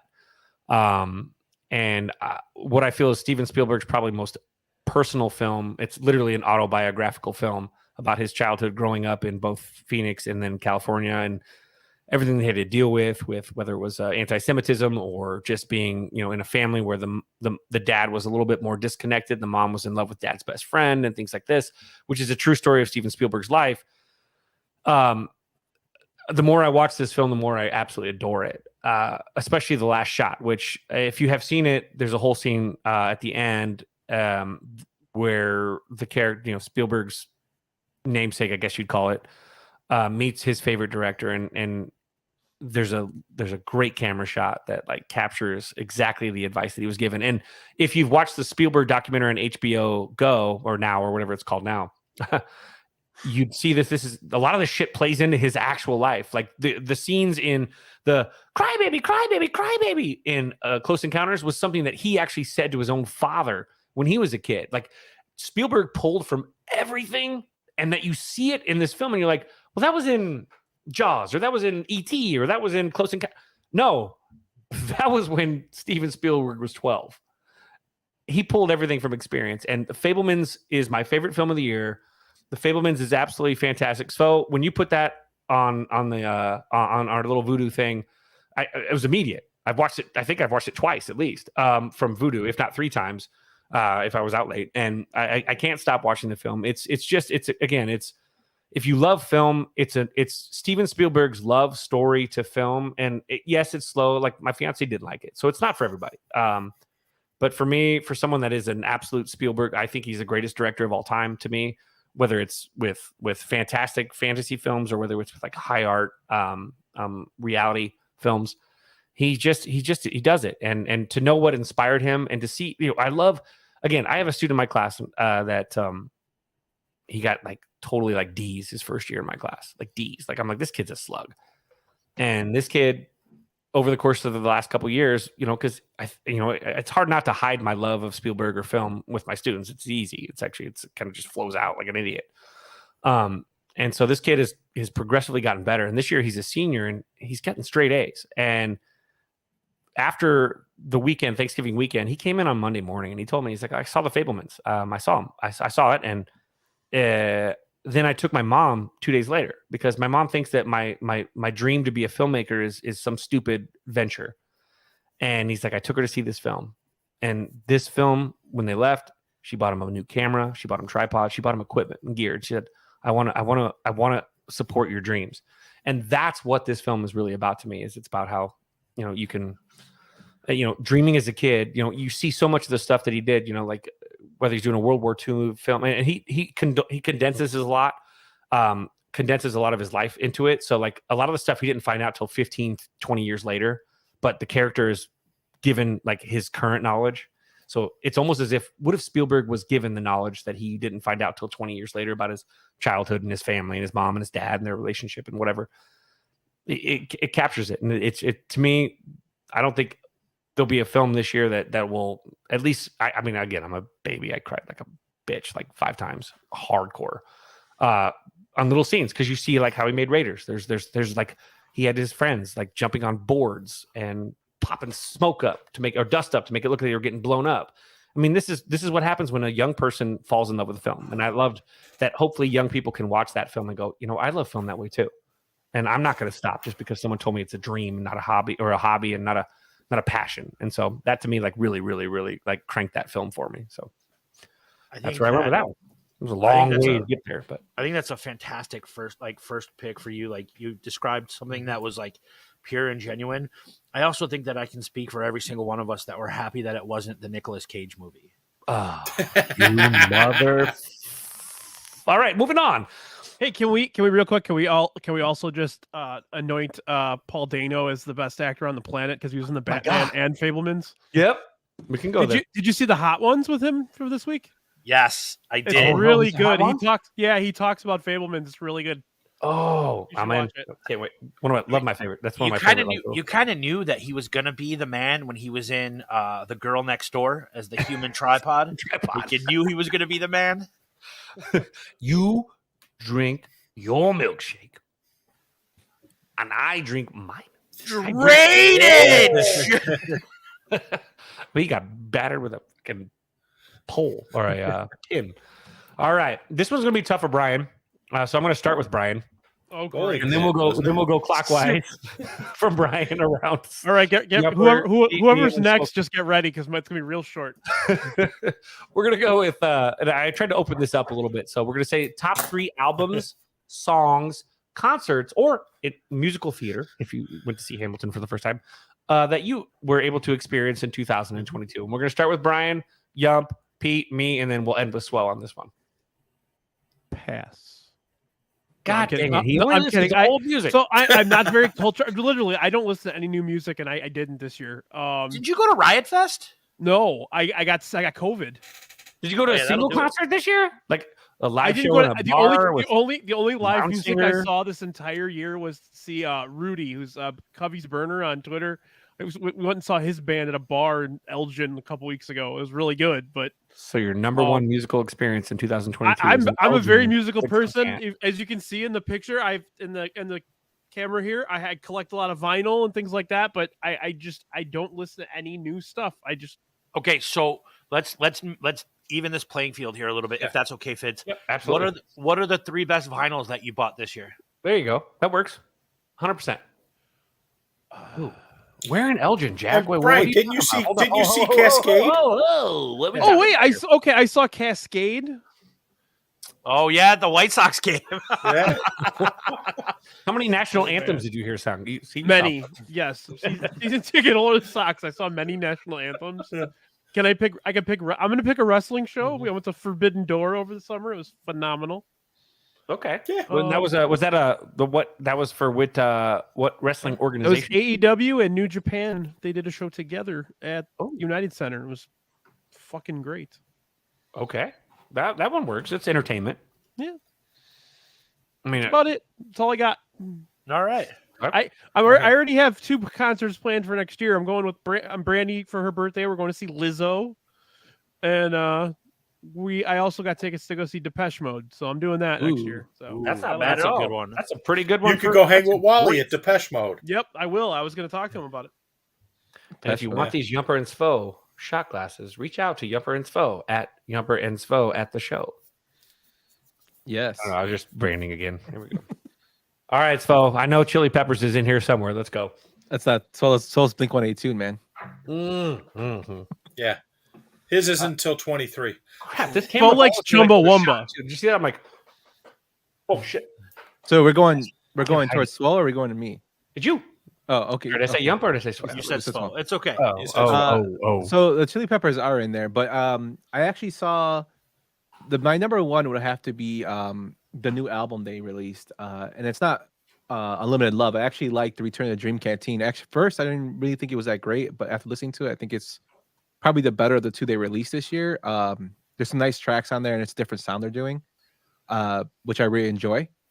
Number 2 would actually have to be going to see Chirizi and Barren Plains in the north side. I went to that too. That was great. Yeah, you went to the one in Tinley. I went to the one in It was so great. You Wrigleyville. forgot about it, Brian. What the hell? Yeah, that was a fun time to see Chirizi rock out Crazy. and hang out with a bunch of people from White Sox Twitter and the 108. And then number 3 is a surprising one because I am not a fan of country music, but Wally was pushing and pumping up Keith Urban to me while my wife wanted to see Keith Urban, and his concert's actually pretty good. Great guitarist. So it was actually a fun experience. You guys raved about that Vegas experience after you saw him. Mm-hmm. I recommend you guys go see him. He's awesome. I'm sure Fids, you've seen him before. No, I don't like country, but it's actually more country rock. We get to see Eric Church in February, I believe. Heard he's pretty cool. Garth is cool. I don't really like him country. He had the residency at the was it Caesars or was he at the Wynn covering for Garth? Keith Urban was at Caesars. That is now. What's her name? Wally got tickets to that one. What's her name? Adele. Yeah. Hello. Apparently the concert's pretty good. Katy Perry's concert here apparently has like a giant toilet bowl and like a bunch of turds that dance around on the stage. I'm like totally intrigued, to be honest. Yeah. I mean, dancing turds. It's not the shark. No, it's not the shark. That's not the shark. Baby. All right, Pete. I know you got like this is actually the slow torture for Pete here because I know he's had a bunch of concerts and albums that he's bought this year, especially with Jack. That and I know that one of them and you and I are going to be on the same page for. I know 100%. Yes. What you got? I'm going to do. So I would say the best show I went to this year was actually seeing Buddy Guy at Buddy Guy's Legends during his residency in January. I urge everyone, if you've never had the chance to see him in that intimate setting, absolutely do it. I am going back there the night before 108 Fest on the Friday night, going to see him again since his residency is starting that weekend. So that would be probably the best show I've seen all year. Now, the albums, I'm going to go with 3 albums. One is the new Buddy Guy album, The Blues Don't Lie by Buddy Guy, which I highly recommend. I would say that's number 3. Number 2, and me, Fidge, me, you, and Mailman Jack struggled with this because number 2 is a phenomenal album, and most years it probably would be number 1, and that's Dropout Boogie by the Black Keys. And number 1, and really, it's not even that close. Fear of the Dawn by Jack White. That is just a phenomenal album. If you haven't had a chance to listen to it, I know there's some people who hate Jack White. I get it. It's a phenomenal album. Yeah, I mean, that's actually my number 3. But that's only because it's an album. So I will make that my 3. Now, you got one more, or is that it? That was 3, wasn't it? Yeah, that's 3. Okay, so I'll piggyback on that. That's my number 3, but only because my number 2, also the slow version, by the way, because Jack White released 2 albums in 2022. One was a heavy, like more like rock, and the other one was more like acoustic and like chill. It was like going hard into death, and then Now We're in the Afterlife, kind of like cool little thing. And then some of the songs they actually do both in both albums with different sounds. It's pretty cool. But the Jack White show that I got to see live here in Vegas was my number 2. I got a lucky buddy. We've talked about it on the show. I got a buddy that was like, "Hey, why don't you join me?" I'm like, "Yeah, sure." Like, come on. And we ended up in this like weird section on the side of the stage with like Jack White's people and watching. I got like free Kit Kats and free drinks and blah, blah, blah. And we watched the concert and it was really good. No phones. People thought I was dead. I had people thinking I was dead because I couldn't use my phone. It was in the little satchel that you have to like lock up when you go to a Jack White show. So that was insanely good. I love how he loves his artists. And how he, every concert he brings the artist of his posters on stage and he introduces them and says, "Hey, buy their work," and stuff like that. And he introduces his band, but the dude is just so supremely gifted. Like that's why Jack White's 2 of the 3. And the Boogie and the Black Keys show this year I went to was really good, but Jack White he's just something else. And so I also saw Gary Clark Jr. He would probably be on like that 4 or 5 list too. Back in May. A lot of concerts this year. So whether it's been Alt J, Portugal the Man, Jack White, what's the with the letter I? No, Bastille. What is it? Obviously Black Keys. Who sings Hey Ho? The Lumineers. Obviously the NFL draft concert that I snuck up to the front of the stage for with the Foo Fighters, or not the Foo Fighters, but Weezer. That was great. Go down the line. I saw Hanson too, guys. I'm sorry. But it's so crazy. Maybe it could be recency bias. It could be. But of the energy and all the power and like just the crowd interaction and just the kind of thing that like keeps you up for like hours after the concert's over and your ears are still ringing the next day. And you obviously you wake up and you have to go pick up your car and then go to brunch and eat a lot of food and drink more because you're done. This was last weekend. Måneskin, the Italian band. I saw them open last year. They opened for the Rolling Stones. This year they were doing their Real American tour in a smaller environment at Virgin Hotel, where I saw Gary Clark Jr. I got to see Leon Bridges this year, which was the okay show, great shows. But holy crap, guys! Okay, my voice right now is still kind of gone. I haven't screamed like that since like 2008 at a Kings of Leon show, like where it was just like, wow, let's just fucking go. It was the band on stage, and that's it. No lighting, no weird fucking bullshit. It was a band that barely speaks any English, jamming hard, and there was very attractive people in the audience. I'm going to say this too, a lot of Italian ladies, but oh my god, guys! Like the finale especially was incredibly good. So if you've not heard this band, and I think a lot of people kind of hate them too a little bit because they're not from America, but then they barely speak English, but they were so good. It's been a while since I've seen a concert that powerful. So I say for me, it's Måneskin here in Vegas that wins my number one spot, and that's taken over Jack White, that's taken Gary Clark Jr., the Black Keys, some of my favorite bands like ever, bands I've seen a ton of times. And this band, I'm like, if you can see them, run, don't walk. Yeah, and when they play their new song, well, they have a new album coming out in here a couple weeks in 2023, I think. But their song is The Loneliest. It kind of just recently came out. It's pretty dark and sad, but it's absolutely gorgeous and beautiful. And these guys, they killed it. My fiance, who we have very different musical tastes, she was doing the old one-handed high five clap with me because we both had cocktails in our hands. So I had to. She's not done that at a concert ever with me. So it's like a universal almost. But we're going to now jump to Svo. Svo, your favorite polka band of 2022. There's only one. Gus Polinski and the Kenosha Kickers. polka. So Fidz, you said some words there, and some of them made sense to me, and some of them you were just speaking gibberish. I've never heard of almost any of the things that you just mentioned, and that's okay, right? And may God have mercy on your soul. God have mercy on your soul. No, it's just cool that everybody here has like pretty significantly different tastes in what they like and what they listen to. Kind of cool. So I have three. Two are shows, and one of them is more of a moment. In the summer, I got to go see a band that I loved for a while, the Wonder Years, and they were doing an anniversary tour for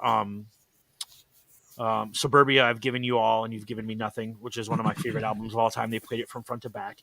But they had a band open for them that I've been dying to see for a few years now called Spanish Love Songs. They're from California. They're like an emo post pop punk band that I absolutely love. I got to see them. My wife went with, and that's not her thing at all, but she's a trooper, right? My wife likes the Lumineers and the Decemberists and stuff like that. So she's a trooper. She always puts on a brave face for that. Two, a concert that I was at with Pete, but we didn't sit together. But I grew up loving Don Henley and the Eagles.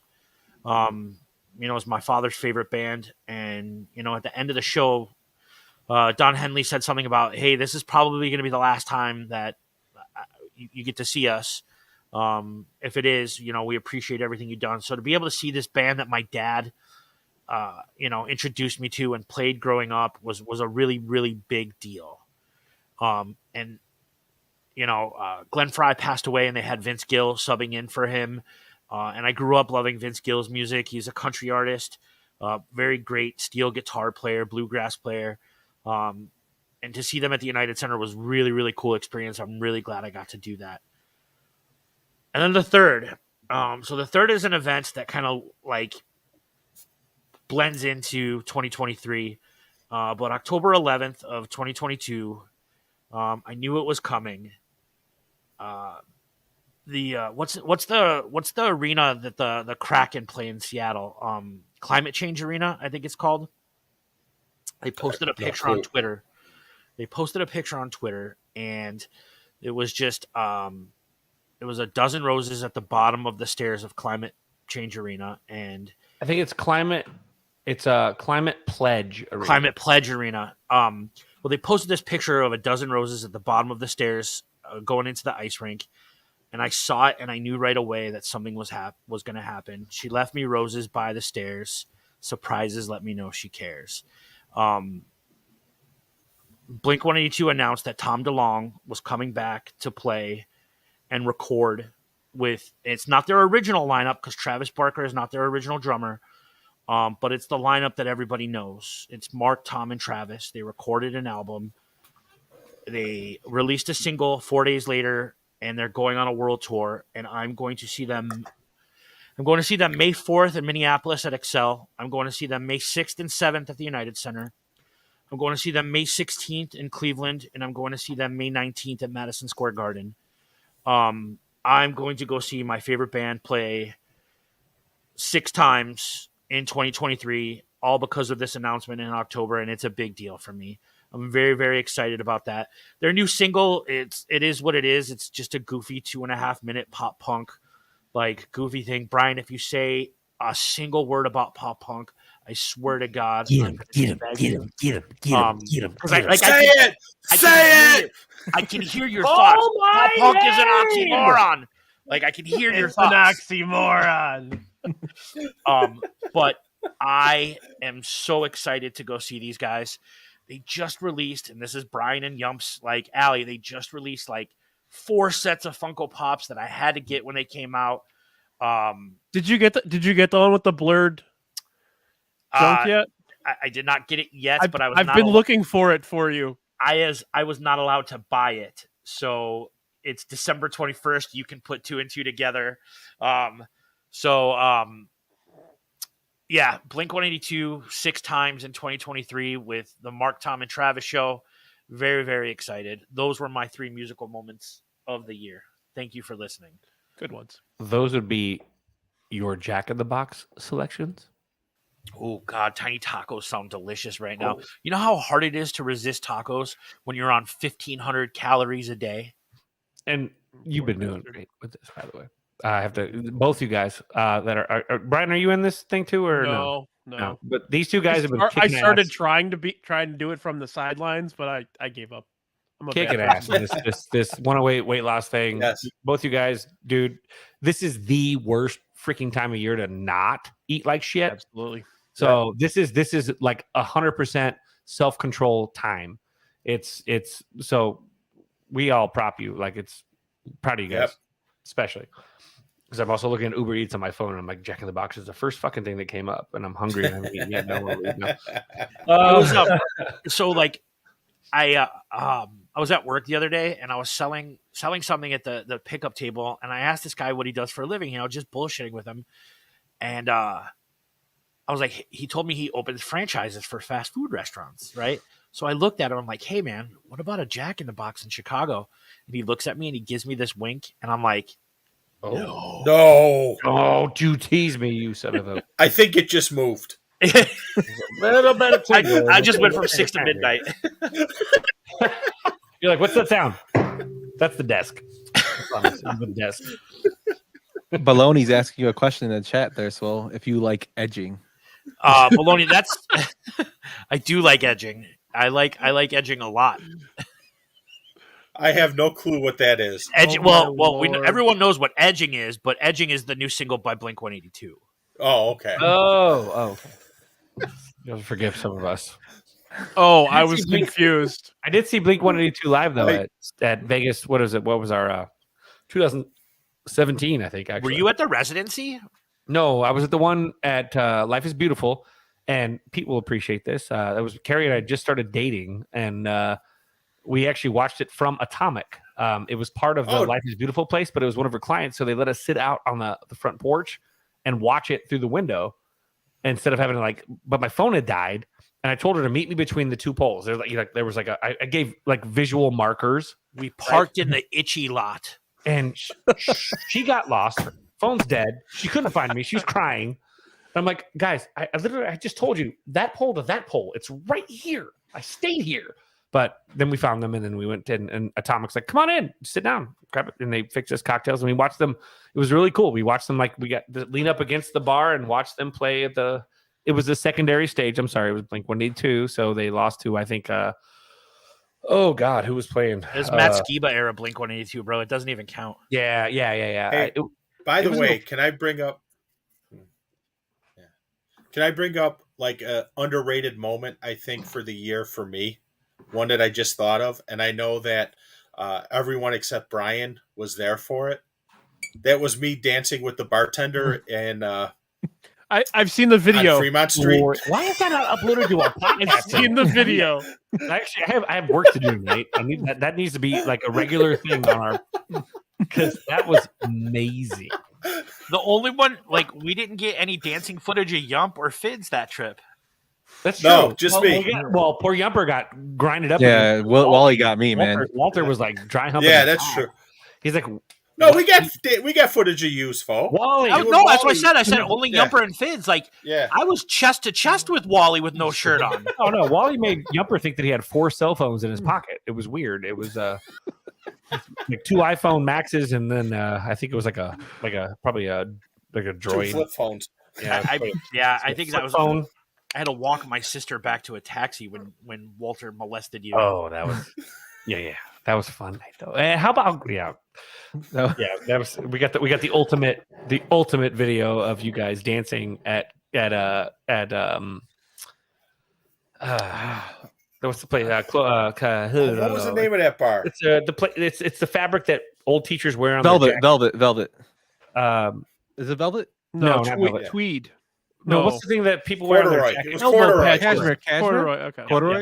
It was That's how I corduroy. remember it. Where's hey? Can you guys just Corduroy name had a all the back room. materials? Just name all the Yes. materials. Corduroy. Why not? And This is beautiful. What is that, velvet? if you have brown patches, it has to be corduroy. Don't be a bitch. Gotta have Can the I brown mention real quick my favorite And- personal moment of the year? When now. when Pete sent me a message at like 9:00 at night, go, hey, can you hop on your computer for a few minutes? And I hop on the computer for a few minutes, and now I got a fucking podcast. That's my moment of the year. Because I'll tell you guys, I'm having a blast. You are freaking killing it. Your Yeah. pods Yes, are hilarious. Absolutely. And baloney, that your request to be nip to nip with Wally equals 2023 goals.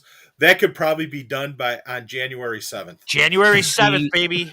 Be careful what you wish for. Isn't that like the handshake And you have Yumper to will do when tell you you get this. into the bar? When you get into Reggie's, they're like, okay, here's your ticket. Okay, Prepare rub to nipples smell with like cool Wally. water, All right, have a baloney. good night. Right. Yumper gets grinded on by Walter, and he smells like Dracor Noir, and his shirt is stuck to the back of his chair. What the hell is happening, Wally? Like, that happens. Like, Oh be my careful what you God. wish for. You might have some of them non-applicable babies that Wally is very fertile with. So We need the Chris Farley dialogue about the Tooth Fairy, like inserted in here. all right. So where are we starting now? Like, who should we start with this last? Because this is the question of The mystery question. yeah, it's the mystery question. So there's a mystery question. this is the last one. This one's more pure. And if you don't have an answer Why for don't you this, go Brian, counter? you're aimless. So No, I'm not Why don't you wearing go any counter? pants. I'm done. Have a good night, guys. God dang it. Cut it. All right. All right. So who we started with last time was Brian, right? So we're gonna start with Yes. Phil. We're gonna let It's Getting Drafty in here get the last picks of the draft, if you will. I'm In Mr. this. Irrelevant, huh? Yeah. But you know what? He's winning games for the Niners, so actually it's a blessing. Before we right go now. into this draft, I just got to say, at Thanksgiving, I had my sisters and my nephews over. My nephew's 16, and you guys have all met Trey, Mhm. right? Mhm. And Trey's like, hey, like, we're just talking. We're having conversation. Let's draft things, right? So he asked to draft things. So I go into this thing. I'm like, all right, cool. Who gets the first pick? Is it a snake draft? And everybody just looks at me like I'm a fucking idiot. Like there's a hand growing out of my face. Like, what the hell's a snake draft? What does it matter who has the first pick? I'm like, clearly It you guys matters. aren't familiar with the Tainted Glove and your rookies. Okay. Rookies, but you can educate them for this. So that's the best part. Yeah. So again, before we even finish this, again, make sure you guys hit up. Let's get the exact. Let's go through before you guys give your picks. Give both your personals and then your podcast at handles. Is that handles? Is that what they call those these days? Like Handles. handles. Handles. I feel like that feels like a MySpace thing. But Vroom all right. vroom. Vroom. So give it out. So we're gonna start with Yumper, and we're gonna close with the newest baby podcast here on the Tainted Glove Network. So Yumper, here is your mystery question, and we're all getting the same question. So he's actually doing this improvisationally. He's the only one that doesn't get to actually think this through. But I feel like of all the people, Yumper actually does have these answers somewhere. So, what are your top 3 projections, predictions, or hopes for 2023? In sports or in life? In every single thing. Like, do you think that we're going to hit the apocalypse? Or you think the Cubs are going to sign like some minor league contract? with some The Cubs are dead jackass? to me. All of it. So my first projection is to have a kick-ass year with the 108 guys, as I'm a season ticket holder now. I'm looking forward to hanging out with Brian and Pete, in that area, and Bruhan Luke. Me and Jenny are really looking forward to that. So I'm anticipating a kick-ass year there. Second would be good health. This is a loaded question. Good health. The 108 weight loss has kind of helped me drop the way I need to drop. I'm gonna continue living that healthy lifestyle. I don't know if you guys know. Well, you guys know, but I was diagnosed as diabetic, so this kind of helped me get my health a little bit better. So looking forward to that going forward. And the last would probably be becoming a millionaire and winning the lotto. No, I don't know. That's kind of a tough one. I would say it's kind of like more, I guess, more Sabi. It'll be like enjoying my son as he goes to second grade, and seeing him. I'm really, really cherishing these small years with my kid as he's younger. And just seeing him grow. Like now he's really into sports, and now he's asking me more questions about sports and football. So it's kind of nice teaching him that. I don't push him anyway towards baseball teams. I let him choose who he wants to do, but just seeing him like develop interest that I'm in too, and now he's into, so it's kind of cool just seeing him grow up. So I'm going to cherish that as we go forward. You can follow me at Low Yumper on Twitter, and then check out our show Yumper and Swole at Twitter as well, and the taintedglove.com. Also, we have a show this Friday with King Nam at 7:30 live. You're muting my hand. That's why I muted myself. I'm giving side comments here. I was going to say it's going to be a good one, but I'm over here also saying, all right. And Yump, by the way, does your son have the Captain America through the ages pop funk No. set? Well, congratulations. It's on the way. Merry Christmas. He's going to love that. He'll get it probably in February, like his Halloween. Oh, yeah. It's still sitting right here. It's actually right here in my hands, but it's going to go in a box now. He's like, it's away. Mine actually was sent correctly. Fitz just to pick up his mail on time. Sender of, I'll send it like in fucking like mid-January and be like, enjoy your funk pop for Christmas. Like, dude, it's Valentine's Day. I'm like, I love you. All right, Pete. So, first is a prediction. The Chicago Bears will make the playoffs at the end of the 2023 season. Ooh. So that,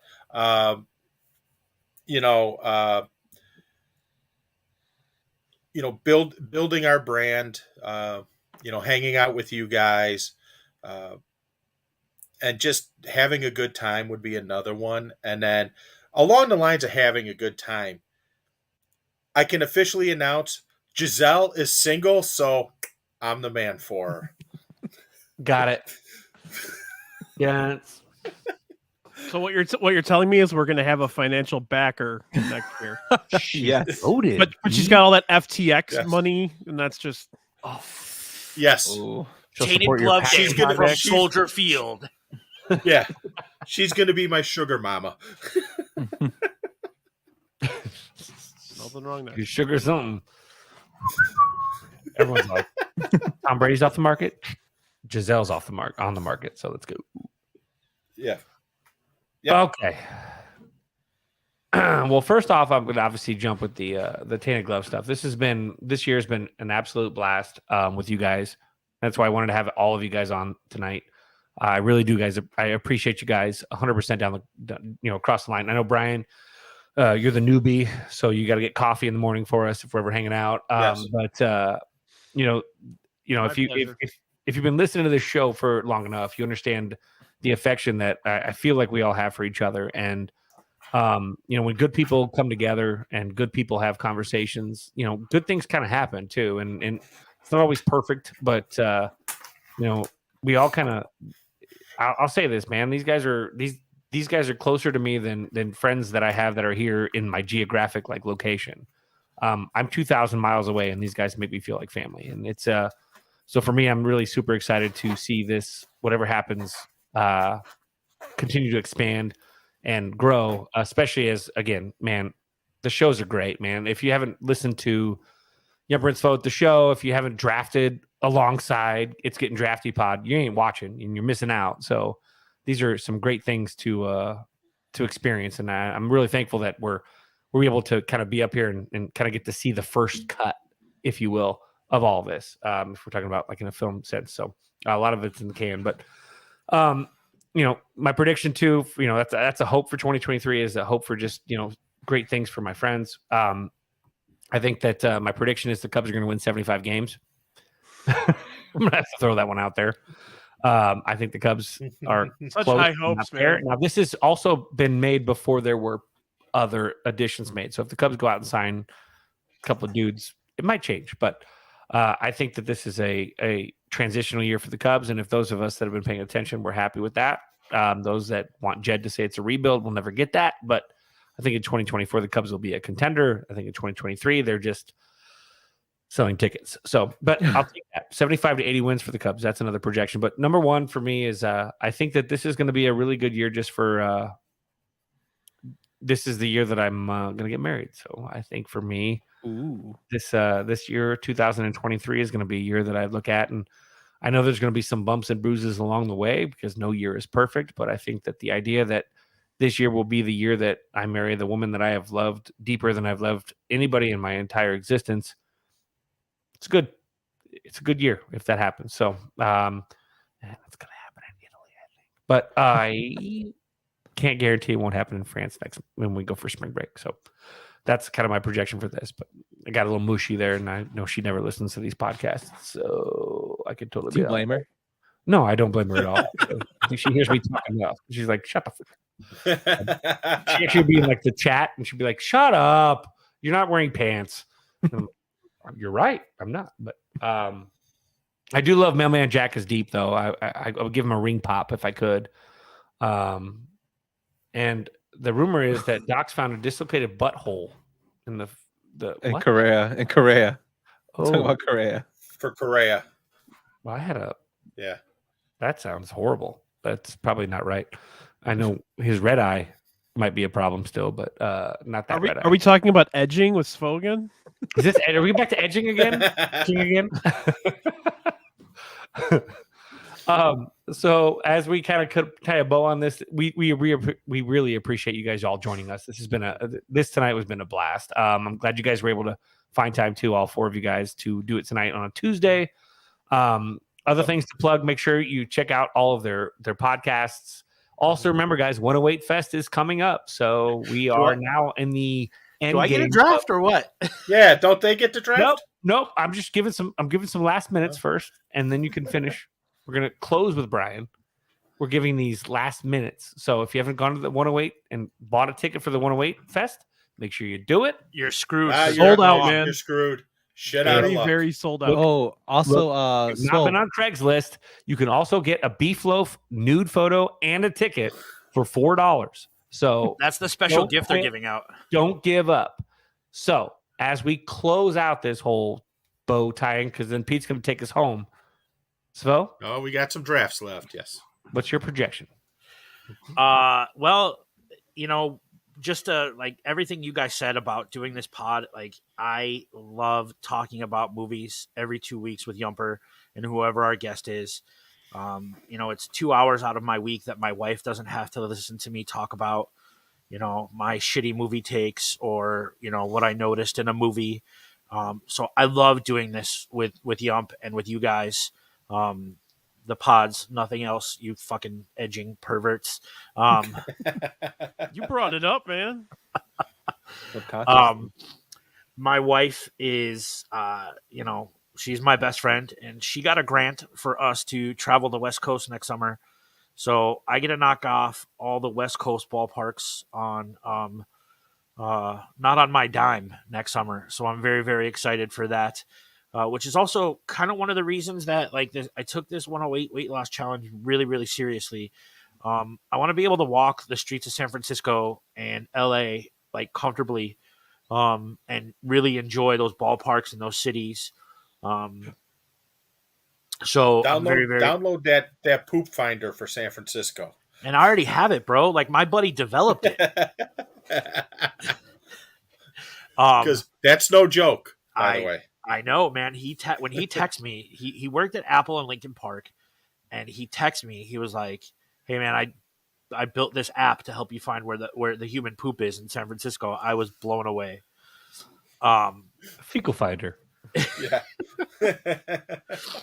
A prediction for this year. I mean, how do you top Pete's? The Bears are going to make the playoffs. I'm going to go one higher. Justin Fields is in the MVP conversation next year with a better offensive line in front of him and a better supporting cast. He's going to finish in the top 3 at MVP voting next year. The Bears will make the playoffs, and they're fucking back. Let's go. You could follow me at Doughboysfo. I'm the other half of at Yumper and Sfo. We are recording on Thursday? Friday. With one of my best friends, Noms. It's a Christmas movie draft. And thanks for having me on, guys. I love you. We have a event with the Bums in February. Oh, Yeah, yes. We have the event. We have the event with the Bums February 18th. 18th. Sorry. We're going to be recording live from the Relish Room at the Wiener Circle, and then we're going out for post-pod beers with anybody that wants to meet up. It's going to be a fun time. It's going to be a good time. Yeah. Take it away, Brian. All right. go. First and foremost, First off, I want to make sure. I'm sorry. I apologize to those of you that tuned in thinking that Brian was going to actually shave his beard during the podcast. I'm saving that. They're going to keep watching until I do it. I'll do it eventually, but he didn't even remove string the them corn. along a little bit, fellas. He didn't even remove the corn from lunch today. Well, you can't do it until after December It's right there. 25th. It's probably on your shin. Oh, there we go. We're getting shirtless now. I can't do it until December 24th, Pete. Is that what you said? Oh, no. No, until at least December 25th when you finish delivering. Santa. Okay. Fine. My birthday's on the 24th, so I'll just shave it on my birthday. You're a Christmas Eve birthday? I am, yeah. Guys, yeah. everybody needs to make note of that. Jesus, pre-birthday, Brian's day. Brian / Jesus birthday. You're the pre-party for Jesus' birthday is what you are. I am. I'm the warm-up party. All right. I want to move around more next year. Jesus is fluffer. I just want to get out of the damn house more, honestly. Like that's my big Maybe go see a concert or two, bro. Yeah, concerts, movies. Just get moving, man. I 42-year-old man with diabetes and I'm a little overweight, so I got to start doing some shit or I'm gonna wind up in a box at some point. We're all ended up there, by the way. So. I will watch at one point with Yumper and Svo The Crow and give them an honest opinion on it because I haven't seen it in 20 years. Oh, and I'll probably like it the next time around. That said, I will never like The Natural. You son of a bitch! you son of a bitch! And my sports prediction, the Chicago White Sox will win 87 games and win the AL Central. Oh, I love it. And lose their asses off to, I don't know, pick any other playoff team because they're all better. Yeah, it's just going to continue to be the Houston Astros every year. Yeah. But at least we get to see Abreu take care of that. So. Okay. So, all right. So we went through this. Oh, no. Ouch, Mailman Jack. That's just mean, just letting everybody know that there's a dude that dies during the filming of The Crow. Mean. Son of a bitch. Cold-blooded. You guys see what I go through with him? Damn it, Jack, you ruined it. He's abusive. He's just abusive. He's got a good soundtrack, though. He's the guy that abuses you and you say thank you. Like it's weird. It's Jack. Thank you, sir. May I have another? He's drinking port wine out of a bottle. I forgot to mention my Twitter stuff. I am at Magnificent Stan. The show it's getting drafty in here. Getting Drafty Pod is the handle on the Twitter machines. It's hilarious. I've heard that. The current hot. Well fall. worth listening to. Hot fall. I am hot. I know that. Hot. I know that. Moist. Well, No, really, the last 2 episodes, once we started moving to live shows, man, that Incredible. shit's on fire. You guys are I killing. can't be happier with it. I really can't. I thought the Nintendo one, I was gonna get, a solid amount of people watching just because of the bums and Yumper, and then the next one, same thing. Like, just everybody's watching, everybody's commenting, and I couldn't be happier. Please keep watching and commenting. We're having so much fun with it. It's amazing because everyone has their own opinion. Like, Jack is really pissed off that nobody. Dude, I'm gonna have Yumper make. I'm gonna have Yumper make left and right. I'm gonna have Yumper make a graphic with Ring King, but with Jack's head on it. Yeah, make it a Pinata Farms, guys. Make it a Pinata Farms. Or the other guy, like, is he the green guy or the other guy? I don't know. But and then I definitely need to get Svo on the same show with Jackie because I think they're gonna fist fight. Well, you got to pick out the topic. I'm sorry that she drafted Paperboy in the first round. Ooh, I mean, I'd have taken 720 because there's bees, but Paperboy's fantastic. It's a great game. I love it, but the handlebars, come on, man. The arcade was great, but the at-home version was kind of the arcade with the handlebars is awesome. Go to the Galloping Ghost and play it. Yeah, if, but if they ever arcade one up that with the handlebars, I'm buying that. Guys, we have so much. Do you guys have this in Chicago? I have to ask this now because we have like bars here that legitimately like fill up like it's like a Chuck E. Cheese from 1989, and then there's alcohol, but all the buttons are broken because drunk ass dickheads are like. So yeah, like fucking track and field. Galloping Ghost never served alcohol at first. They still don't. Headquarters, but you could go to Headquarters Beercade or you could go to Emporium. Yeah, Headquarters actually got good food too. There's a really good bar by me that's like 90s themed. I want to take Svo actually. It's got like Ninja Turtles murals and shit. Say less, bro. It's a pinball and craft beer bar. Yeah. I like that. I actually one of my like brainstorms is to do a live pod in that place because once I think they would love it and I think it would be fun. Once I start drinking again after the Super Bowl, I'm in. I'll go with you. Cool. I like it. I dig it. Well, all right. Well, gentlemen, we went around the horn, right? We didn't leave anybody out. Thank you guys for showing up, for being here. Yup, I know you had your Illuminati meeting probably sooner or later, so you missed out, but you're here. And before we get off here, I Svo can't be shirtless alone. Yeah. Oh my God. Well, let's do it. Everybody, just get rid of it. Let's do it. I'm good. Let's go. What's up? Look at you. Look at you, squares. Look at you, squares. Look at hey, Swell. We got both lefty tattoos, by the way. Look at that. Oh, you got the Marcus Camby going on. I got it says Shoshen, which means beginner's mind. I'm supposed to learn something. It was supposed to remind me about I got one of those too. I forgot though. All right. Well, with that said, thank you guys for joining us. That's even better. Like, oh my God, there's some fucking flexing going on here. This is you. If you're listening to this on the podcast on Spotify, you are missing out. You're missing out right now. All we're missing now is Mailman Jack shirtless, but with his calves. So pantsless, really. Yes, pantsless would be better. But we'll let Pete take us on out. Thank you guys for joining us. We appreciate you guys. Hot soup, good soup. Well, I don't know how to end this after seeing the shirtless display of the Wonder Boys.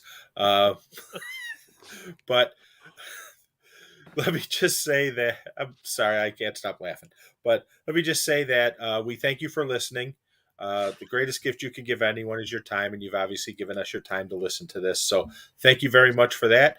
We want to wish everyone the happiest of holidays. Spend some quality time with your family.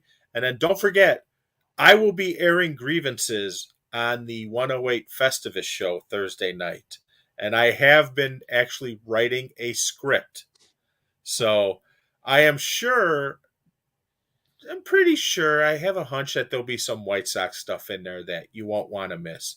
I'll just say that it is a take no prisoners type of approach. So with that, thank you for your time. Happy holidays, everyone. And that's all she wrote.